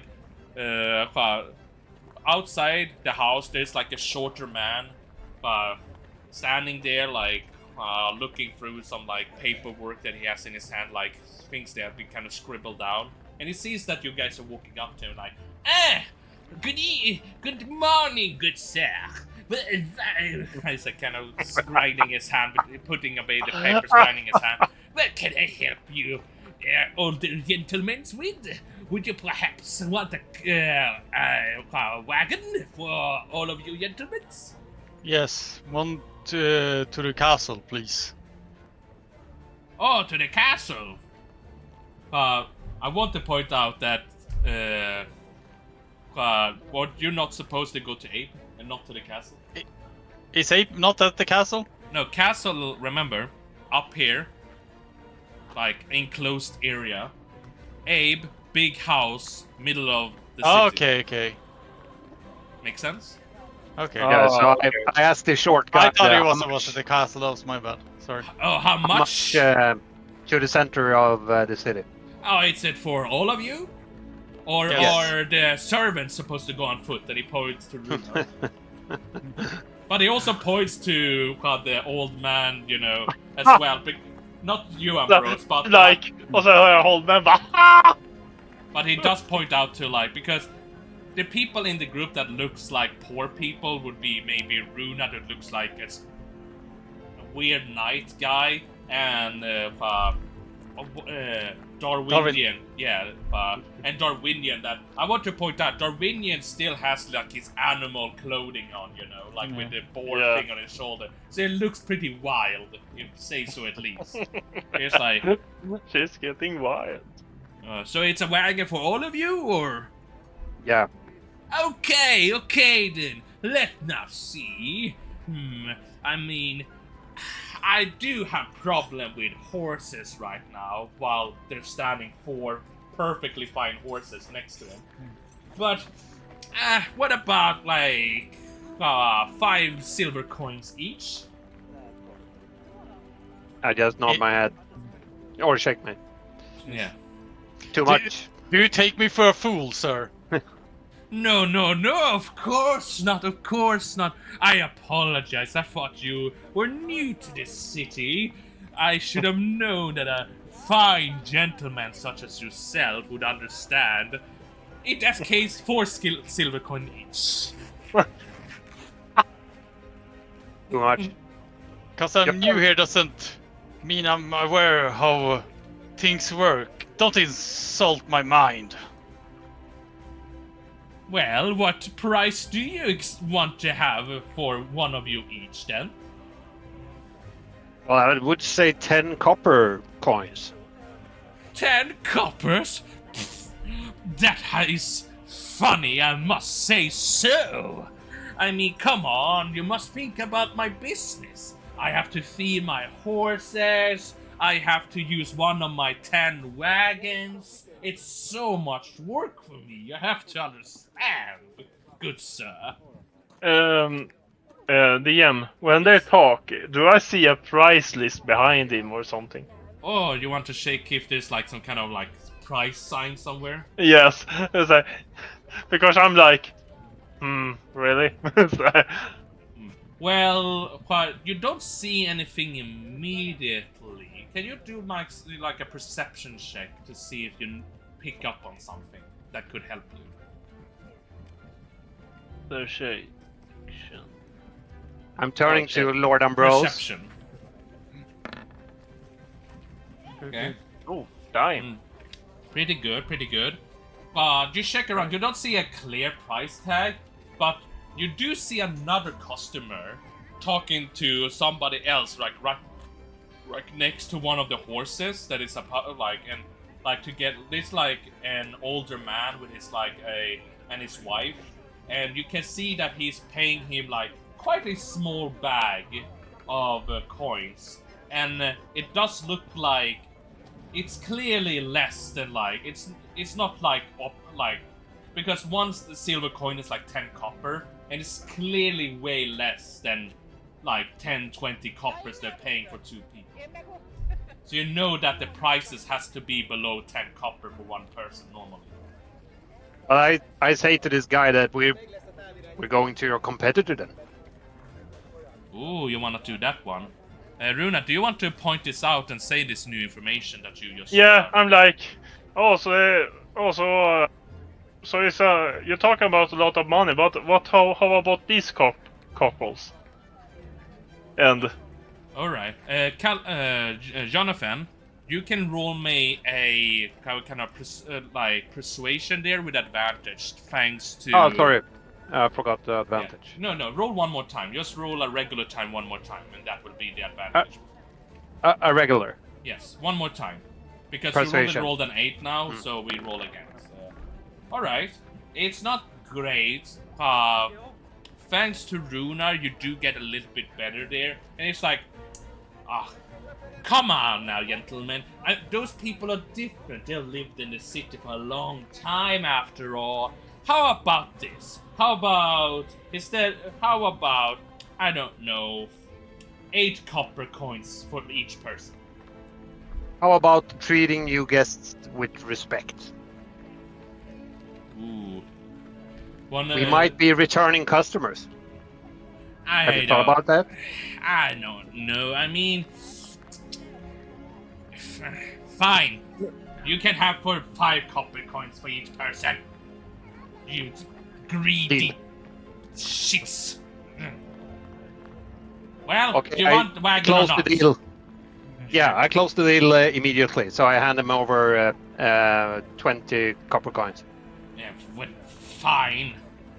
Whatever. Hold on a Give me second. those. Let's see now. That guy, Jonathan, basically. 1, 2.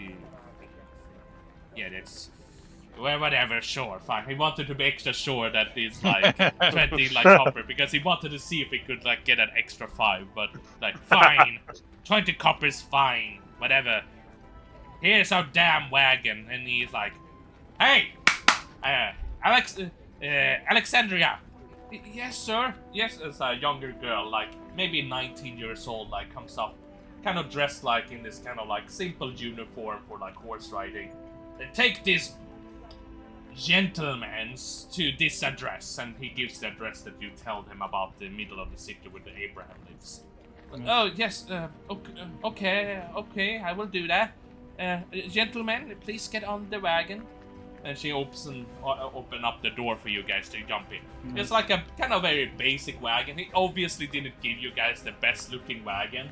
It's like an open wagon, like there's no roof on it. And it looks a bit more oldish, like it hasn't been painted in a while. And it's like 4 horses that is pulling it. Yes. Well then, come on board. then. Get on board already. I don't have all day. Just get out of my sight, you greedy. It's your fault if I cannot pay for food for my 20 children. By the way, it's obviously lying about 20 children. Yeah. You don't need to roll something to see through that lie. Yes. But So, you guys get up in the wagon, and she's like, okay, let's go. And you guys start going. No. Right. Yes. I'm trying to be kind of look around, just making sure that no one is following us or anything like that. Kind of trying to search for anomalies. Yes. Can I do the same thing? Yeah, sure, of course. You're checking can around. get, You're checking around yourself, and I mean, you gotta take at least, like, take some while to get there. Honestly, it would probably have been fast if you guys walked on foot, because now you have to go through traffic of like people walking on the street and stuff like that. So instead of like taking 40 minutes to walk, it's gonna take like an hour to get there. So yeah, I mean, it makes sense, right? You're riding on a big carriage with horses and stuff like that. People have to get out of the way to make room for your guys, you know? And there are other like gentlemen riding in like, you know, different, like, with horseback and stuff like that. But when you're going through the city, you notice that in comparison to all the other places been so far, there's way more people here, especially during daytime. Because when you waked up in the morning, it was 7 o'clock, and it took 4 hours to get here. So roughly right now, it is 8, 9, 10, 11. It's roughly around lunchtime, 11 o'clock. So a lot of people is out on the street, kind of like shopping and stuff like that, and talking to each other. And you see, like, every roughly 15 minutes or so, you see, like, 2 or 3 guards walking the streets. So this place is pretty well guarded in general. Like, there's, like, always, like, a visible guard going around, like, giving salute, like, hello, civilian, hello, civilian. And you notice that these soldiers, these guards, have a bit more armor on them in comparison to the guards that you saw with Spring. Like, they don't have leather armor on them, they have, like, iron armor on them. So they're more, like, better, like, they're better equipped, to make sense. Or chainmail. Yeah, they have chainmail, and some of them have, like, plated armor, some of them have chainmail. Overall, they just look more armored up, if that makes sense. A little combination of everything there. Yeah, they look more like better soldiers in general, with better equipment. But as you're riding through the city, like, most of the houses in this town have the same, like, to kind of give you a picture of how the houses kind of look. Kind of imagine yourself in, like, a 1700s, 1800s kind of Germany, but with stone buildings and stuff like that. Wooden buildings and stone buildings, but kind of in a German style in general. Like an 1800, 1700 German style, roughly. If that makes sense. Yep. So, you keep riding through the city, and I'm guessing that Jonathan is looking for somebody who's kind of maybe following them or something, right? Yep. Yes. Yes. So, can both of you roll me a perception? Both of you?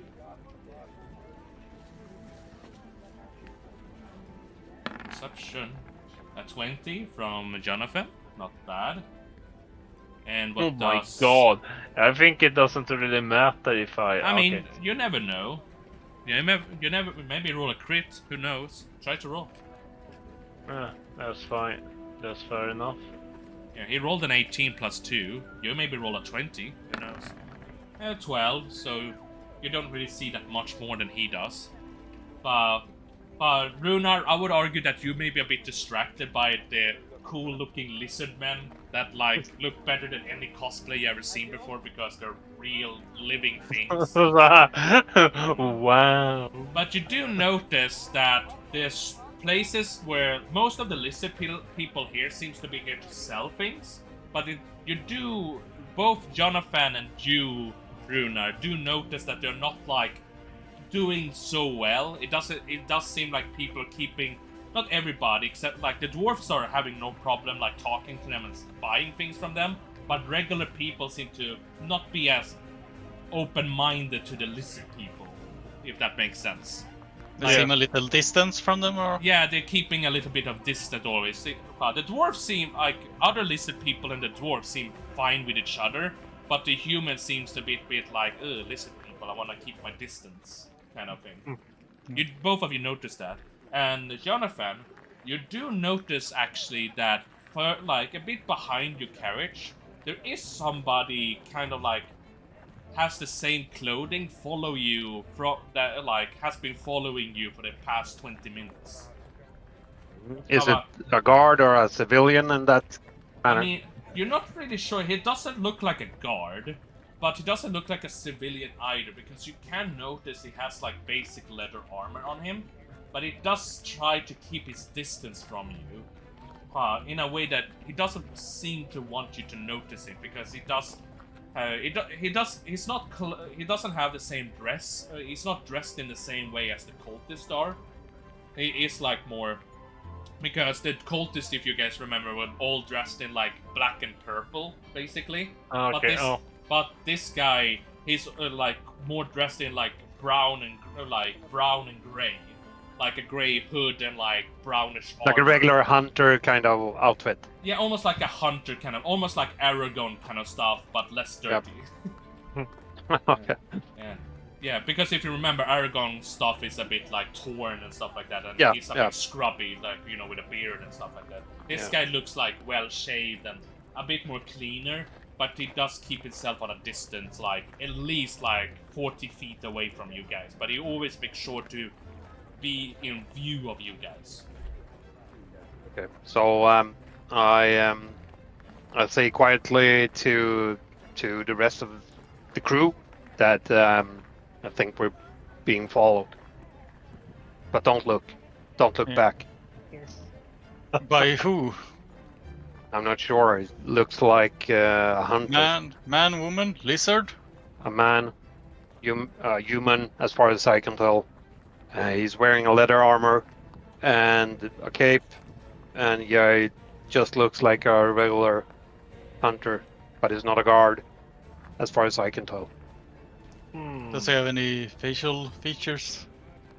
Most of his face is because he does have a what's it called, a hood above him, but you can see a lower part of his face sometimes. He does look like he's shaved. He doesn't have any facial hair, and he's quite a pointy, what would say, shin, pointy shin.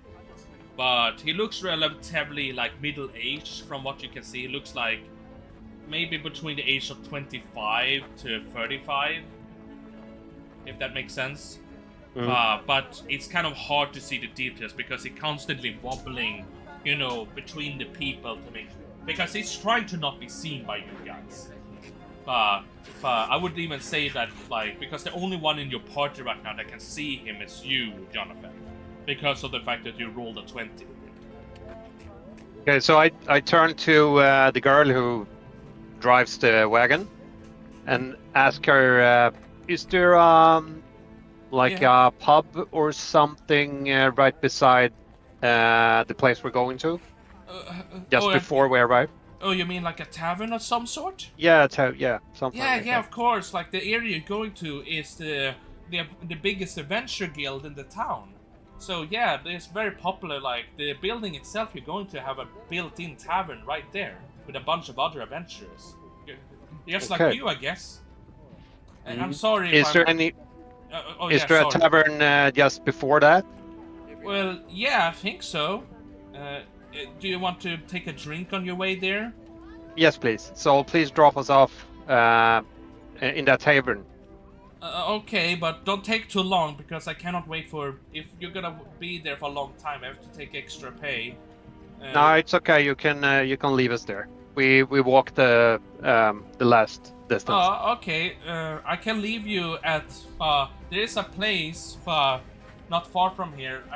I've never been to a tavern myself, if I'm gonna be completely honest. I'm a bit of a bad drinker, you see. Sorry. That's all right, It's not important. So, honey. yeah, of course. Yeah, honey, okay. Yeah, I like honey too, right? Well, sorry. Wow, she's very kind of like nervous, but not good with small talk. Well, there is actually a place there. I think, I think it's like a tavern called Drop and Stone. Quite a popular tavern. I can drop you off there if you want to. Only like Yes, 80 please. feet away from the place you're going to. Yes, please. Okay, great. I will drop you off there then. So Okay. she will drop you off there. Like it will take another like let's say like 15 minutes before you get there. Is there anything you want to say to each other before she drops you off? Yeah. So I turn to the guys and explain my plan. Mm.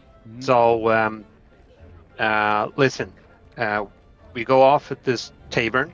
You'll go inside as far as you can into the tavern. Take a seat, and I will just keep myself close to the door because I want to know who is following us and if he follows us into the tavern. Okay. And what will you do if he does? I'm not sure, but yeah. Because Well, if it's an adventure tavern, maybe I will probably just sneak up to him and ask why he's following us. he probably won't say I that just he's want even to- following us.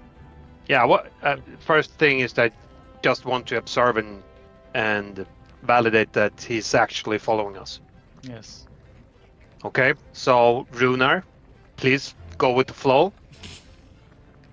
So You got it, boss. yeah, don't deviate from the plan now, please. Sure.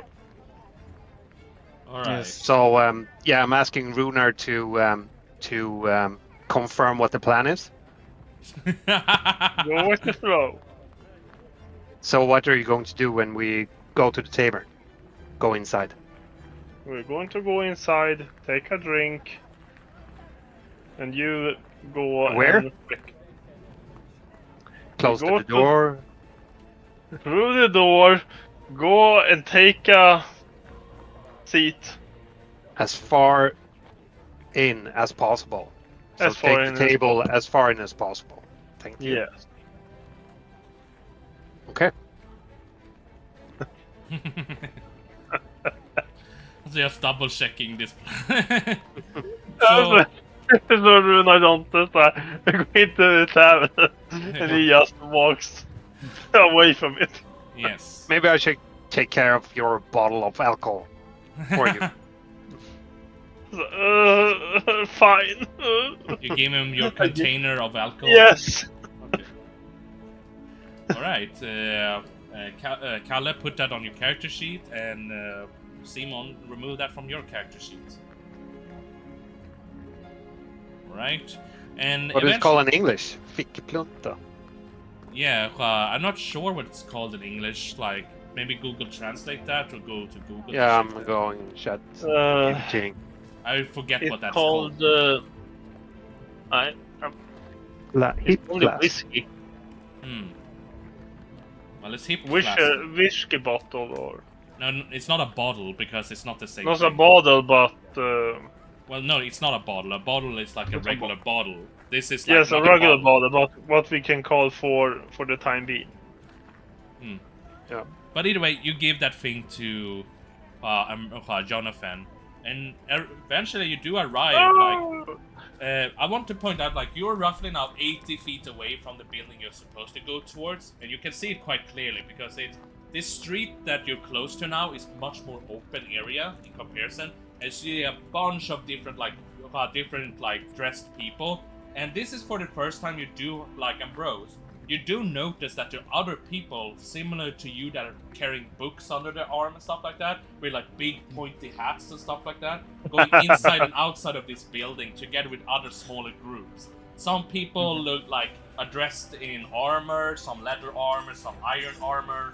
Some people are like have the similar looking people to the person that Jonathan is describing, with like grey hoods and stuff like that.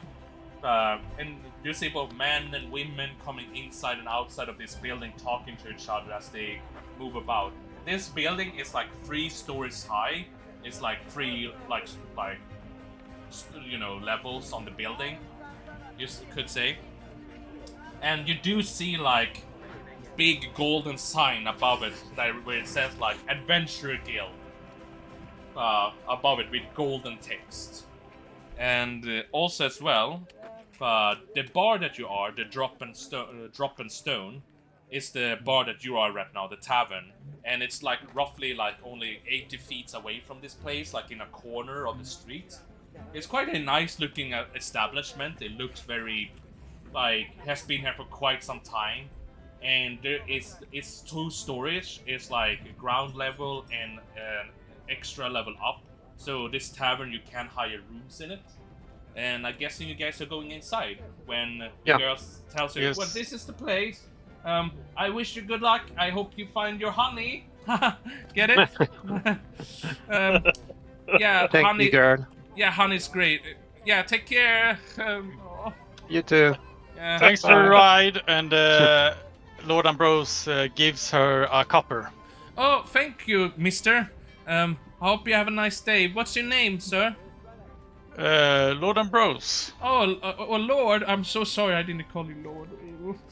It's thank quite you. alright. I have gotten used to it at recent events. Oh, okay. I wish you good luck. But hope you have a nice day, sir. And she kind of rides off with the carriage, like, come now, horses. Yes. Nah, that's very kind of you, Lord Ambrose. It's just regular behavior. Nothing strange. In Scotland, maybe. I'm not used to that kind of. You tip in America, I believe. You do not? Well, not at the time I'm from. Then basically everyone is cheating on everyone. Basically, yeah. God dang. Yeah, it's a dark age. Well, I'm sorry to hear that. Yeah, it's depressing. Yes, and with those words, you guys go into the tavern together. And it's quite a nice tavern. It's like you have a fireplace that keeps the room quite lit up. You have like lights hanging from the roof, like, and you can see quite a nice big bar there. Like, it's not that many chairs in here, and tables, like just a couple, because it's not like a huge area, but it's quite comfy, and there are like a couple of guests in there. And one of the tables is like empty, that is like closer in towards the bar, because most people want to sit close to the window because it's a nicer view outside. So I guess you guys go in with a plan that Jonathan stays at the door while all the rest of the goes further in. Yes. Yeah, I want to. Yes. I'm looking for a space to kind of where the best space is to blend in or to hide on the sides, kind of thing. Alright. Well, yeah, I mean, there are like, you can try to stand yourself in, like, I mean, this room is kind of quietly, nicely, like, bright. It's not that dark in this room because of all the lights and everything. It's in the middle of the daytime. But you can try to stay, like, in one of the corners, right? Like, the moment you go inside it, there's a corner on the left and the right of you that you can look yourself in. You try to, like, you can also help to try to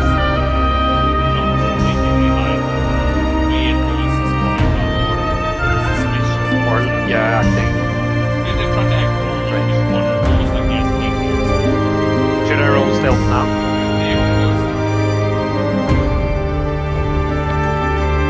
That's about right.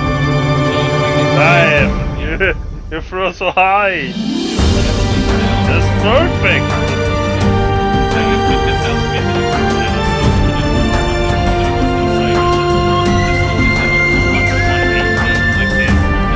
I would say like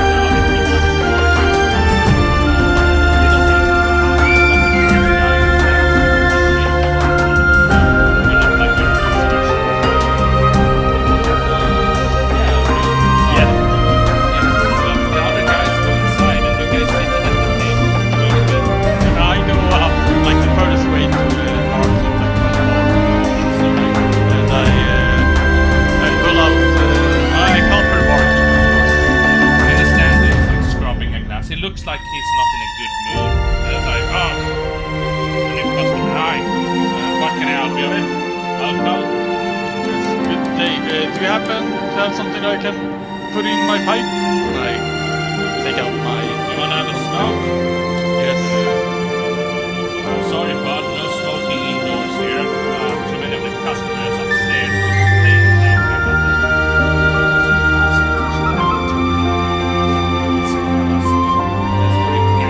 They're so sensitive, you know. Fucking everything. It's too much noise, it's too smelly, whatever. Sorry, I cannot. He's paying good though, so sorry, I cannot give you anything. Can I buy for later if I do not smoke? Yeah, we have some smoking grass if you want that. Yes, I'll take some. Alright. Let's see now. Here, it gives you like a small bag. About 6 copper coins. This should be enough for like an entire week. Okay, I'll take that. Yeah. Basically, if you smoke once a day, should be enough for an entire week, basically. Yes. For reference. Alright, thank you for the copper coins then. But do you have like 6 copper coin loose then, in other words? Or do you need to exchange? I have 26 that I start Oh, okay. spending. Good. Alright, thank you. Either way, I see you have a couple of friends with you. What, do you want drinks? If he wants, he's paying. Yeah. I'm not thirsty. I'm just looking around. To be fair, this is not like just a free sit-around area. You have to buy at least one drink to be here. Fine, I take a water. That's not a drink.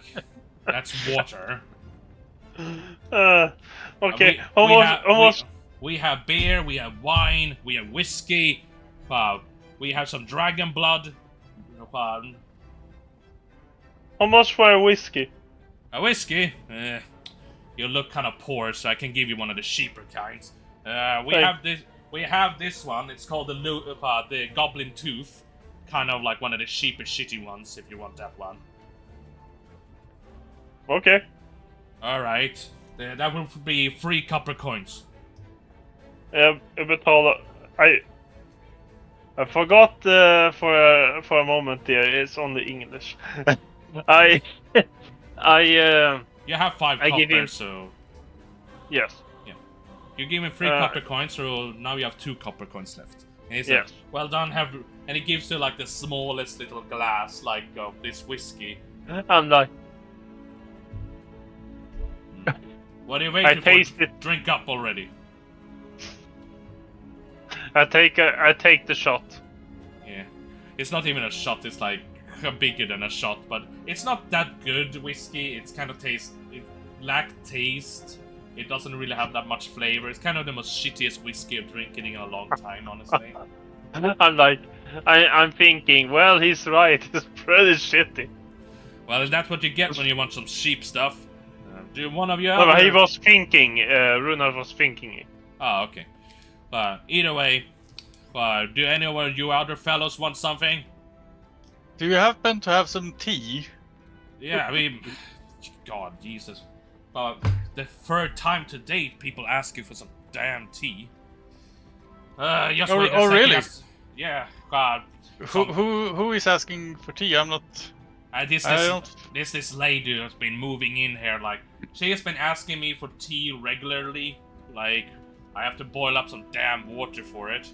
But, well, she's paying, so there's like this new lady in this library, in the bigger library in the city. Some kind of like one of those mages or sorcery types, you know, the magic weirdos. Yes, of paying, course. Yeah, she'd be paying for some tea like every time she comes here. Never alcohol, of course, the easy thing, the thing that is prepared, the things that I'm selling, you know, the ready things. Do you know her name? I never really asked for names here. He's kind of scratching his head. I don't really remember her name. I maybe asked her once a long time ago. I don't really ask for people's names in this tavern. You know, private people. You know, people want to keep their privacy. You know. Okay. But when did she arrive? I would be pumped to meet another tea enthusiast. Well, she does tend. She does tend to come around here like roughly once or twice a week. She's been here 3 times already. I don't know. She always keeps bothering me about asking about somebody. So. Do you know where she lives? I told you she works at the library. Oh, okay. But I don't know where she privately lives. She just asked me about some strange question about some. Have you seen some weirdos going around here? People that can do magic and stuff or dress weird, like kind of similar to you guys, like looking kind of weird or whatever. Basically, like adventurers look like. And I told her, no, if I don't have description of them, I don't know. And if you don't pay me, I'm not gonna tell you shit. But this is an adventure guild, isn't? No, I'm not. The adventure guild is 80 feet away. This is the town. There's a tavern. My apologies. I thought this was included into the adventure guild. No, that fucking tavern have been stealing my customers for fucking years now. Ever since that piece of shit Abraham or whatever his name is put up that new adventure guild there, has been fucking over my business for the past 2 years. Oh, sorry to hear that. Yeah, God, you better be. That piece of... Ever since that had been put up, they say, it's nice your customer service. Oh, we actually have clean glass. Like, whoop-we-do. Like it's my problem. It's not that easy to get clean water, and I don't have fucking magicians that can fix stuff for me. But that lizard upstairs, he pays well enough? Oh yeah, he pays really well. Those fucking lizards are really... They may be disgusting pieces of shit, but they are rich, disgusting pieces of shit, I tell you that. They always have some good bags on them. Probably stealing though, but hey, what can I say? Fucking ugly ass fuckers. Either way, do you want... I can fix some tea for you. Here's some tea. Like, it's the only tea I have, but it's not many people asking for it. It's only 1 copper. Okay, I give 1 copper. Yeah, and he gives you like a tea. It's like kind of this like brownish tea. Like, and when you take a sip of it, it tastes pretty okay. It's not the best tea you had, but it's okay-ish. It tastes like a little bit like lemonade almost. Oh. Like a lemonade flavor. Yes, we'll sit there and sip on the tea. Yes, and while all of that is happening, Jonathan, we're jumping back to you in the corner.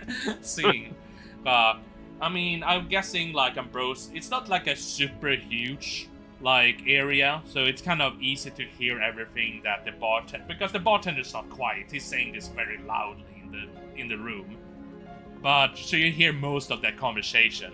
But you do notice after like 5 minutes, like the doors open and you see the same person you saw earlier come inside. And the moment he noticed the people sitting at the table long further in, he kind of like pulls like a bit of like a what would you call it, like what basically Soaking? No, but Napkin? something, yeah, like kind of napkin or something over his face, you know. Okay.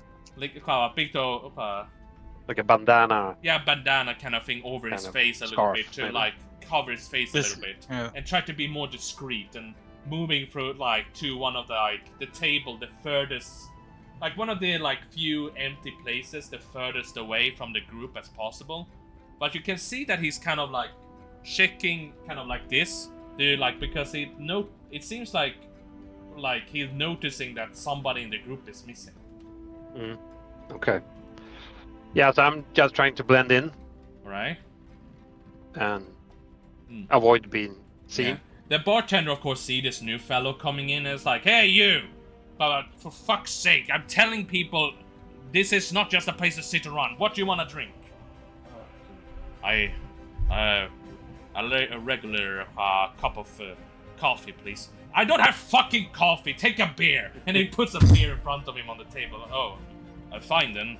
There's 2 copper coins.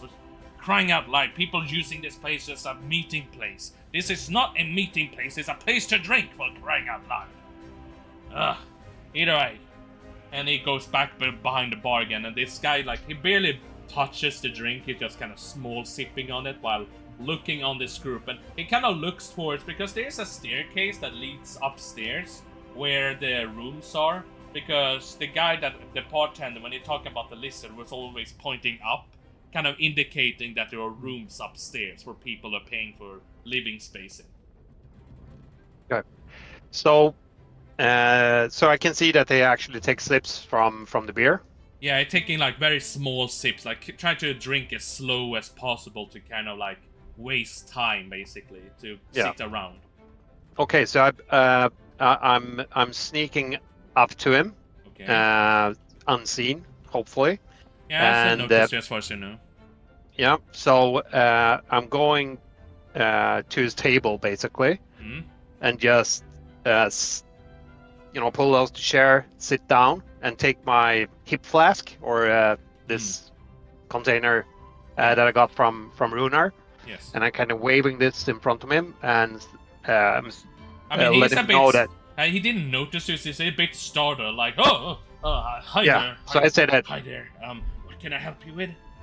Yeah, you just have drunk poison, and this is the antidote. So, unless you don't want to die within 10 minutes, you have to tell me why you're following us.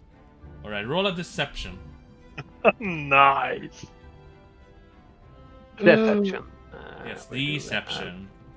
Deception. It's because you're lying to him. Yeah, there we go. And he's like kind of laughing back at you. Yeah, our first rule of lying is to make a better lie. Don't you think I was blind? I saw the bartender himself pouring that beer. I'm not stupid, you know. But I guess my disguise didn't really work out that well. So, and he will pull down like the handkerchief from his face and like turn himself to. He looks like maybe quite a young man. Maybe he's like in his 20s. He has a bit like a bit of a scar that goes over both of his lips, like this, over his lips, and he has like kind of gray eyes. And he looks at you like, so I'm guessing you want to know why I've been following you guys, right? Mm-hmm. Well, I don't know his name, but a fellow, a gentleman, you could say, came up to me and paid me that some interesting-looking people that, close to the harbor was gonna come today. You guys fit the description, and I was paid to give information about you, where you were going and what you were doing. Okay. And who was this guy? I mean, it's hard to remember, but I could maybe be... I mean, he did pay me quite nicely, a tire gold coin. So if you can maybe pay that with interest, I could maybe give you some information back. Maybe my memory can be shaken up a bit. Okay, so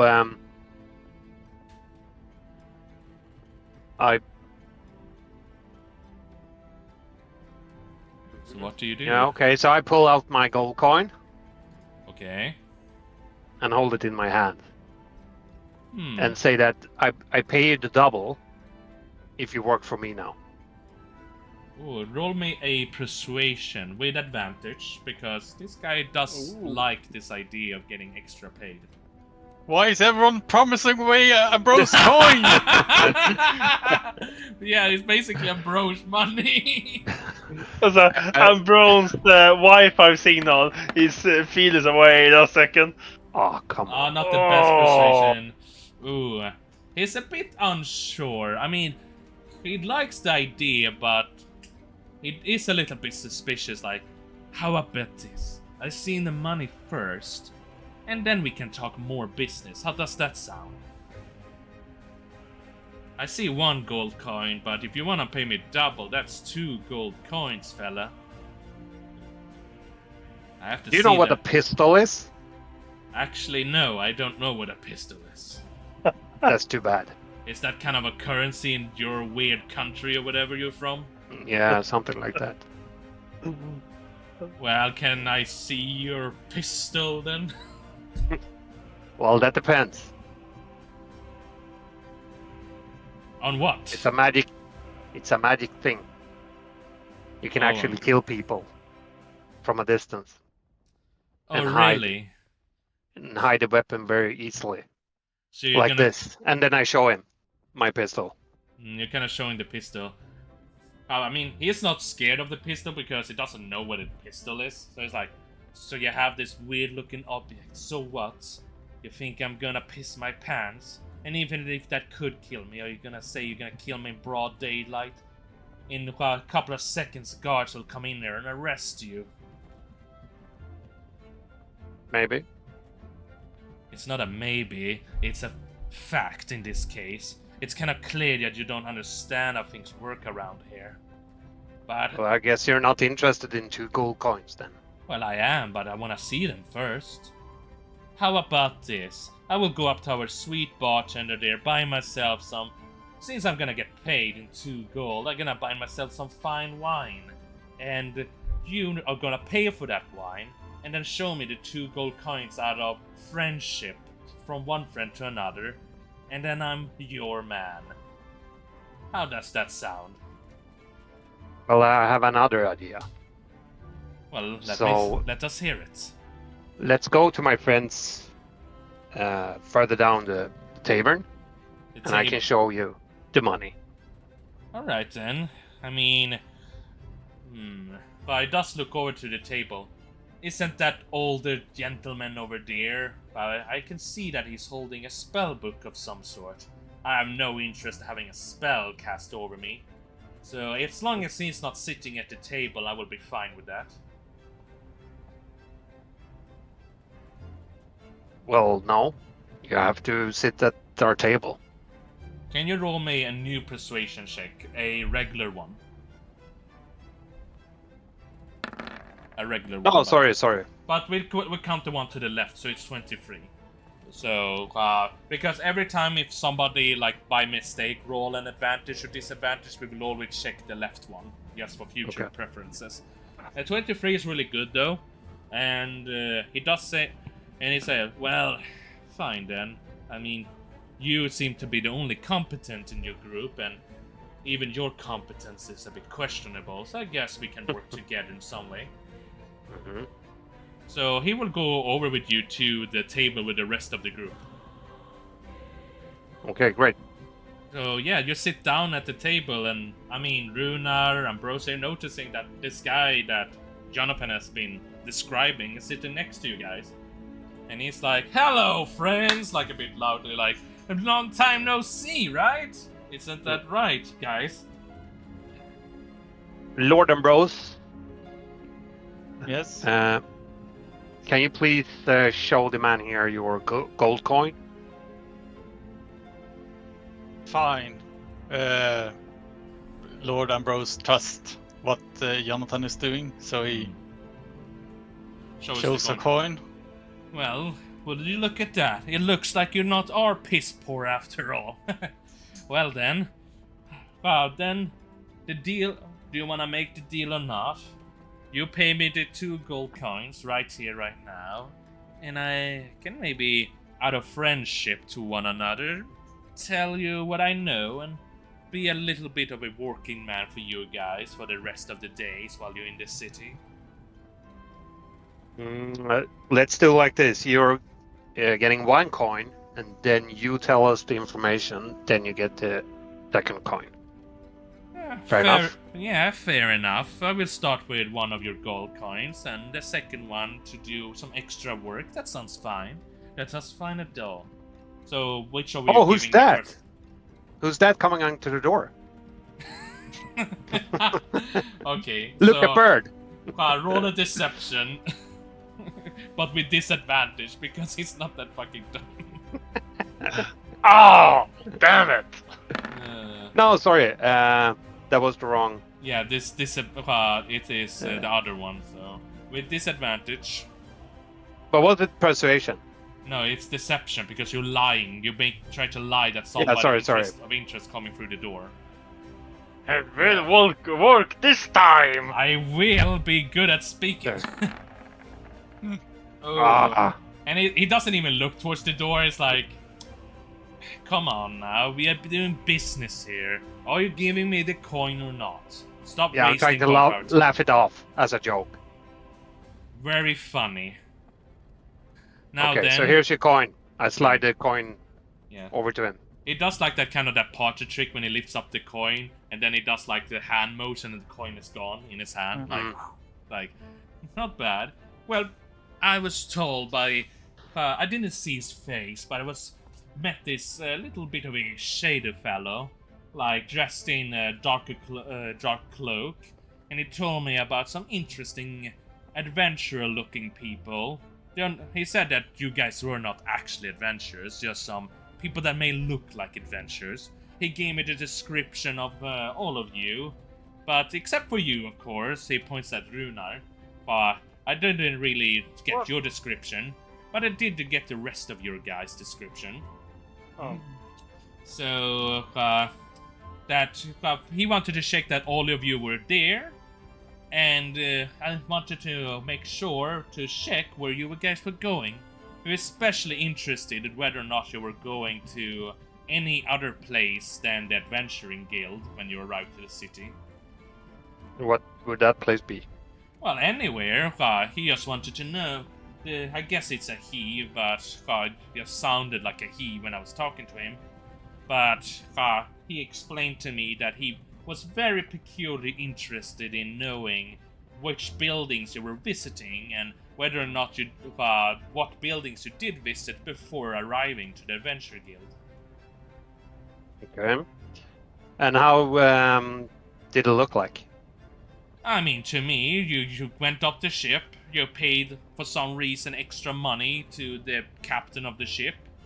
As far as I understand, I thought that your trip was already paid for. This person told me that you're supposedly friend with somebody inside the Adventure Guild, and after that you travel with a horse carriage, get to this bar, went inside. I waited for at least 2 minutes to see if you were gonna go out again. You didn't, so I went inside to check on you guys to see what you were doing. Okay. Well, before you get your other coin, I just want to point out that you're getting very sleepy when drinking. And I kind of, touching Lord Ambrose's leg. Oh. In hope of him getting the cue, basically. Getting. Lord Ambrose wants some more information first, so he's not gonna do it yet. Well, you have not yet told us who this man is. Well, I don't understand what I would the be deal. Well, hold on a second, old man. What do you mean by I would be sleepy if I drink this? I already told you, I know it doesn't have any potions inside of it. I saw the person himself pour it. I don't know what Sir Jonathan is applying. Yeah, don't worry, this man has been trying to act like a big thief all this time in comparison to a real expert. What were you talking about, you old man? You said you would tell me or tell us who this man was. Yes. Well, I don't know the details of who he is. He kind of referred to him as only as Black. He wanted me to just refer to him as Mr. Black, basically. Quite a boring name, if I have to say so myself. I would personally prefer something much more dangerous sounding, like the Dark Blade or something like that, you know, something much more fun and interesting. But Mr. Black, he wanted to call himself. Such a poor taste. So you have some sort of blade then on him? Not as far as I noticed, That's but I definitely noticed that he was quite of a strong fellow, I would guess, just from his body structure. He was taller than me, but not super tall, but yeah, he almost he looked kind of weird with the hood on. I'm not gonna lie. Like, it almost looked like his head was like weirdly shaped because of it. But hey, I don't judge the customers on their appearance. I'm not like the rest of these dirty townspeople looking down on the lizards. Or, sorry, like, wrong word there. They don't like being called lizards. They're actually called Xenics. But you know how it is. So this man was a Xenic then? Maybe, but I've never seen a Xenic with that kind of head shape. It was kind of weird. But of course, there are other people in this world. Maybe it was like some kind of weird hybrid with another race. Maybe it was an elf. I've never seen an elf before, so maybe they are taller or weirder in that aspect. But who knows? He was covering his face after all and having this hood on. And how would you contact him after you were done with your job? Well, I wouldn't contact him, he would contact me. Seemingly, this guy is, I would recommend you for your own safety that you shouldn't try to dwell too deep into this fella. And he seems to be quite a dangerous man. I don't know how you could, he seemed to have a lot of magical items on him. I can see When them. were you supposed? Hmm? Okay. Did he say anything about when you were supposed to meet up? He was talking about this idea of trying to find me. Like, he would signal me later on through some kind of spell. I really hate magic users. Typical them, always using sheep tricks. He was trying to contact me through some kind of mind spell directly towards my head and tell me the location in the city when we would meet up and talk. But if you want to, I can contact you. Just tell me where I can leave a message to you guys. And I can tell you when he wants to contact me. Yes. Well, you can do it at the Adventure Guild then, I suppose. Well, that's true. Is that the place you're going to sleep for the night? No. No, we're staying further down the road. Oh, you mean like this tavern or somewhere else? Yeah, this tavern. Yeah, it sounds great, I heard that the rooms here has been pretty cheaper recently thanks to the Adventure Guilds. But the Adventure Guild does have some nice in-looking rooms. I've been there quite myself many times. Quite a nice place. Yes. In that So we have a case- deal then. Yeah, sounds great. I will do it. How about this? I will do. If I will check on the room where you guys are living in, if you guys are here. If you guys are not here, I will simply leave a message underneath the door frame to your room if you're not here when I'm coming by. How's that sound? Just contact the Adventure Guild. That's... Yeah, but you said you're not gonna be there. Yes, but the message will be forwarded to us. We'll get it done. Well, who should I talk to? Who do you trust in the Adventure Guild? It's not like just one person, is there? Right? Or do you want me to just find a random fellow and tell them, hey, this old man wants this information about this sneaky fellow called Mr. Black? The barkeep would probably be the easiest. In the Adventure Guild? Yes. Once again, want to point out, so you don't forget, Linus, the Adventure Guild and this tavern are two different places. Just Yeah, I know, but they have some kind of like check-in or something. No? Well, yeah, they do have that. It's just that you guys are basically telling him that, oh, we're gonna stay here, but don't leave the message here. Leave it at the Adventure Guild where we're not staying. But I wasn't sure that Jonathan was telling truth, more like a diversion that we were staying here. Yeah. Maybe I misunderstood that. I mean, that's just your interpretation, so we Yeah. go with that. But okay, if I understand this correctly, you want me to leave a message to the bartender or the person The at check-in, by the sh- counter. the check-in lady for the adventure papers? Yes, that will do fine. Well, fine, if that's what you want. You're quite... Yes. It's not my issue if you get into trouble, so I will not say what you should and shouldn't do. I will follow your instructions, boss. It kind of relaxes a bit backwards. Hey, barkeep, give me your finest wine. I need to celebrate this day. Oh, really?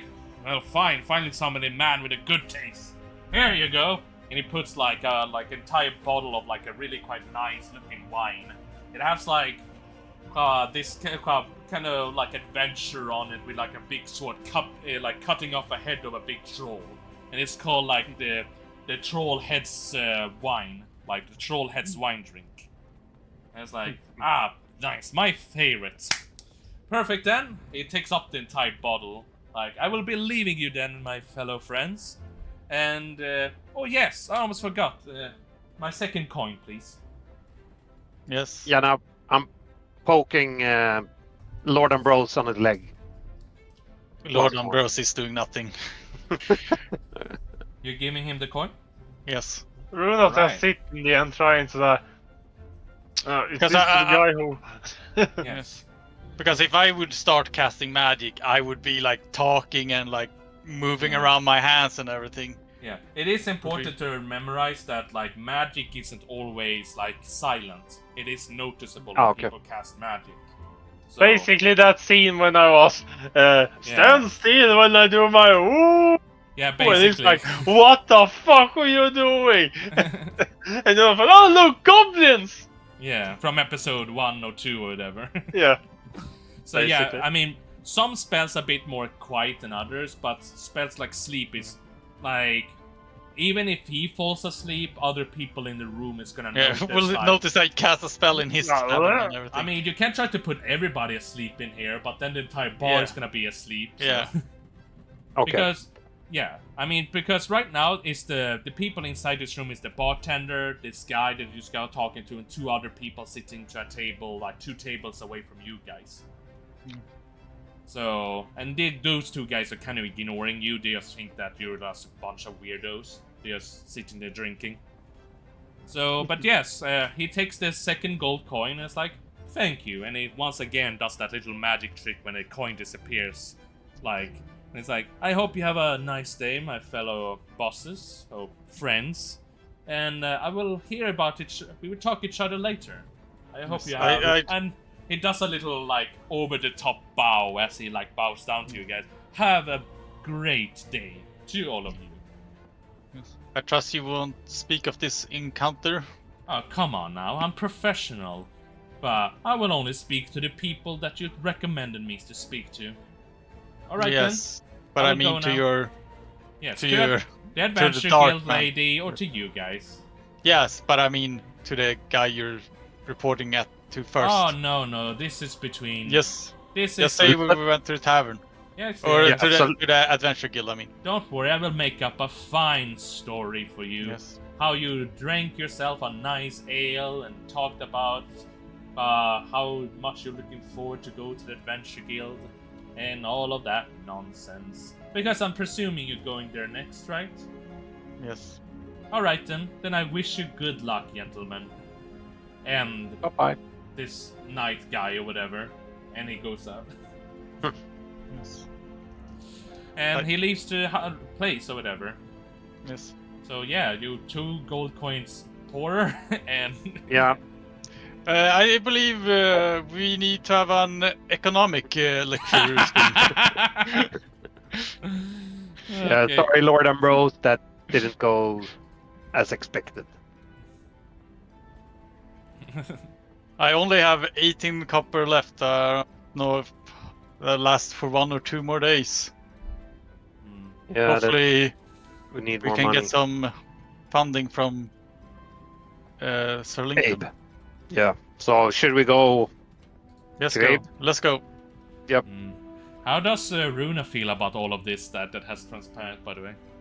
Runa's just thinking, oh my god, if I hadn't said what I have said, we will have more money, but I'm not gonna talk about it. I'm just gonna put my in shame. Basically, he's still ashamed for what he did. Yes. So it's like I had nothing to say. Yeah. But you guys leave the tavern. The barkeeper's like, well, have a good day or whatever. Welcome back to Dropstone when you want to. Before we leave, Ambrose take out his pipe and like put the smoke grass in it and ask like, "We're going. Could you light my pipe? Would you be so kind?" Don't you people have their own light stuff? Whatever, fine. Wait a second. And he's like, where did I put that thing now again? Here you go. Like, here's some light or whatever. It puts up like this kind of basic like kind of tool thing where like he basically kind of looking like a lantern that is already having a little bit of a fuse on it, and it's like hold it up to this or whatever. Yeah. And you start. Ambrose lean forward. Yeah, and now you can smoke or whatever. Yes, thank you. And I kind of try to be like walk a little faster to be like what do you call? Yeah, a bit kind faster. to be kind to get out. his. Yeah. Yes. And you walk quickly outside the room or whatever, and you guys go outside, I guess, from the tavern. Yeah. Yes. And as said, it was only like roughly 80 feet away, like the adventure guild. Like this open street, like, and it's going up to it. The streets, by the way, it's like stone floor, you know, like, kind of like a old town in Stockholm, you know, kind of like that, like stone roads everywhere. Yes. So, yeah, you go up to the building and. It's pretty easy to get in. It's pretty big inside. Very clean, very nice place in general. Like you have like bunch of different people, adventures and stuff like going around inside there. Like people, as I described before, you have like this big board that is quite empty at the moment because it seems like a lot of adventure already picked like papers from it. Like there's only like 3 noticeable papers on it right now, and there's this lady like sitting in this little like desk area. It's quite nicely dressed in like this blue uniform kind of thing, like with like brown hair, long brown hair with like half moon glasses, maybe in her 30s or whatever. It's like, oh, new people, welcome. Are you here to also get like? It's not that many quests left, so if you want to get some stuff, it's just over there at the board. What kind of quests are there? They are. Oh, sorry. First, I almost forgot. Like, I need to see your adventure notifications, please. First, okay? I don't really recognize you. We are not adventure. I was just curious. Oh, okay. Well, sorry, I cannot really talk about adventure stuff like that. It's just basic quests put up right there right now. Anybody can go there and read it, but.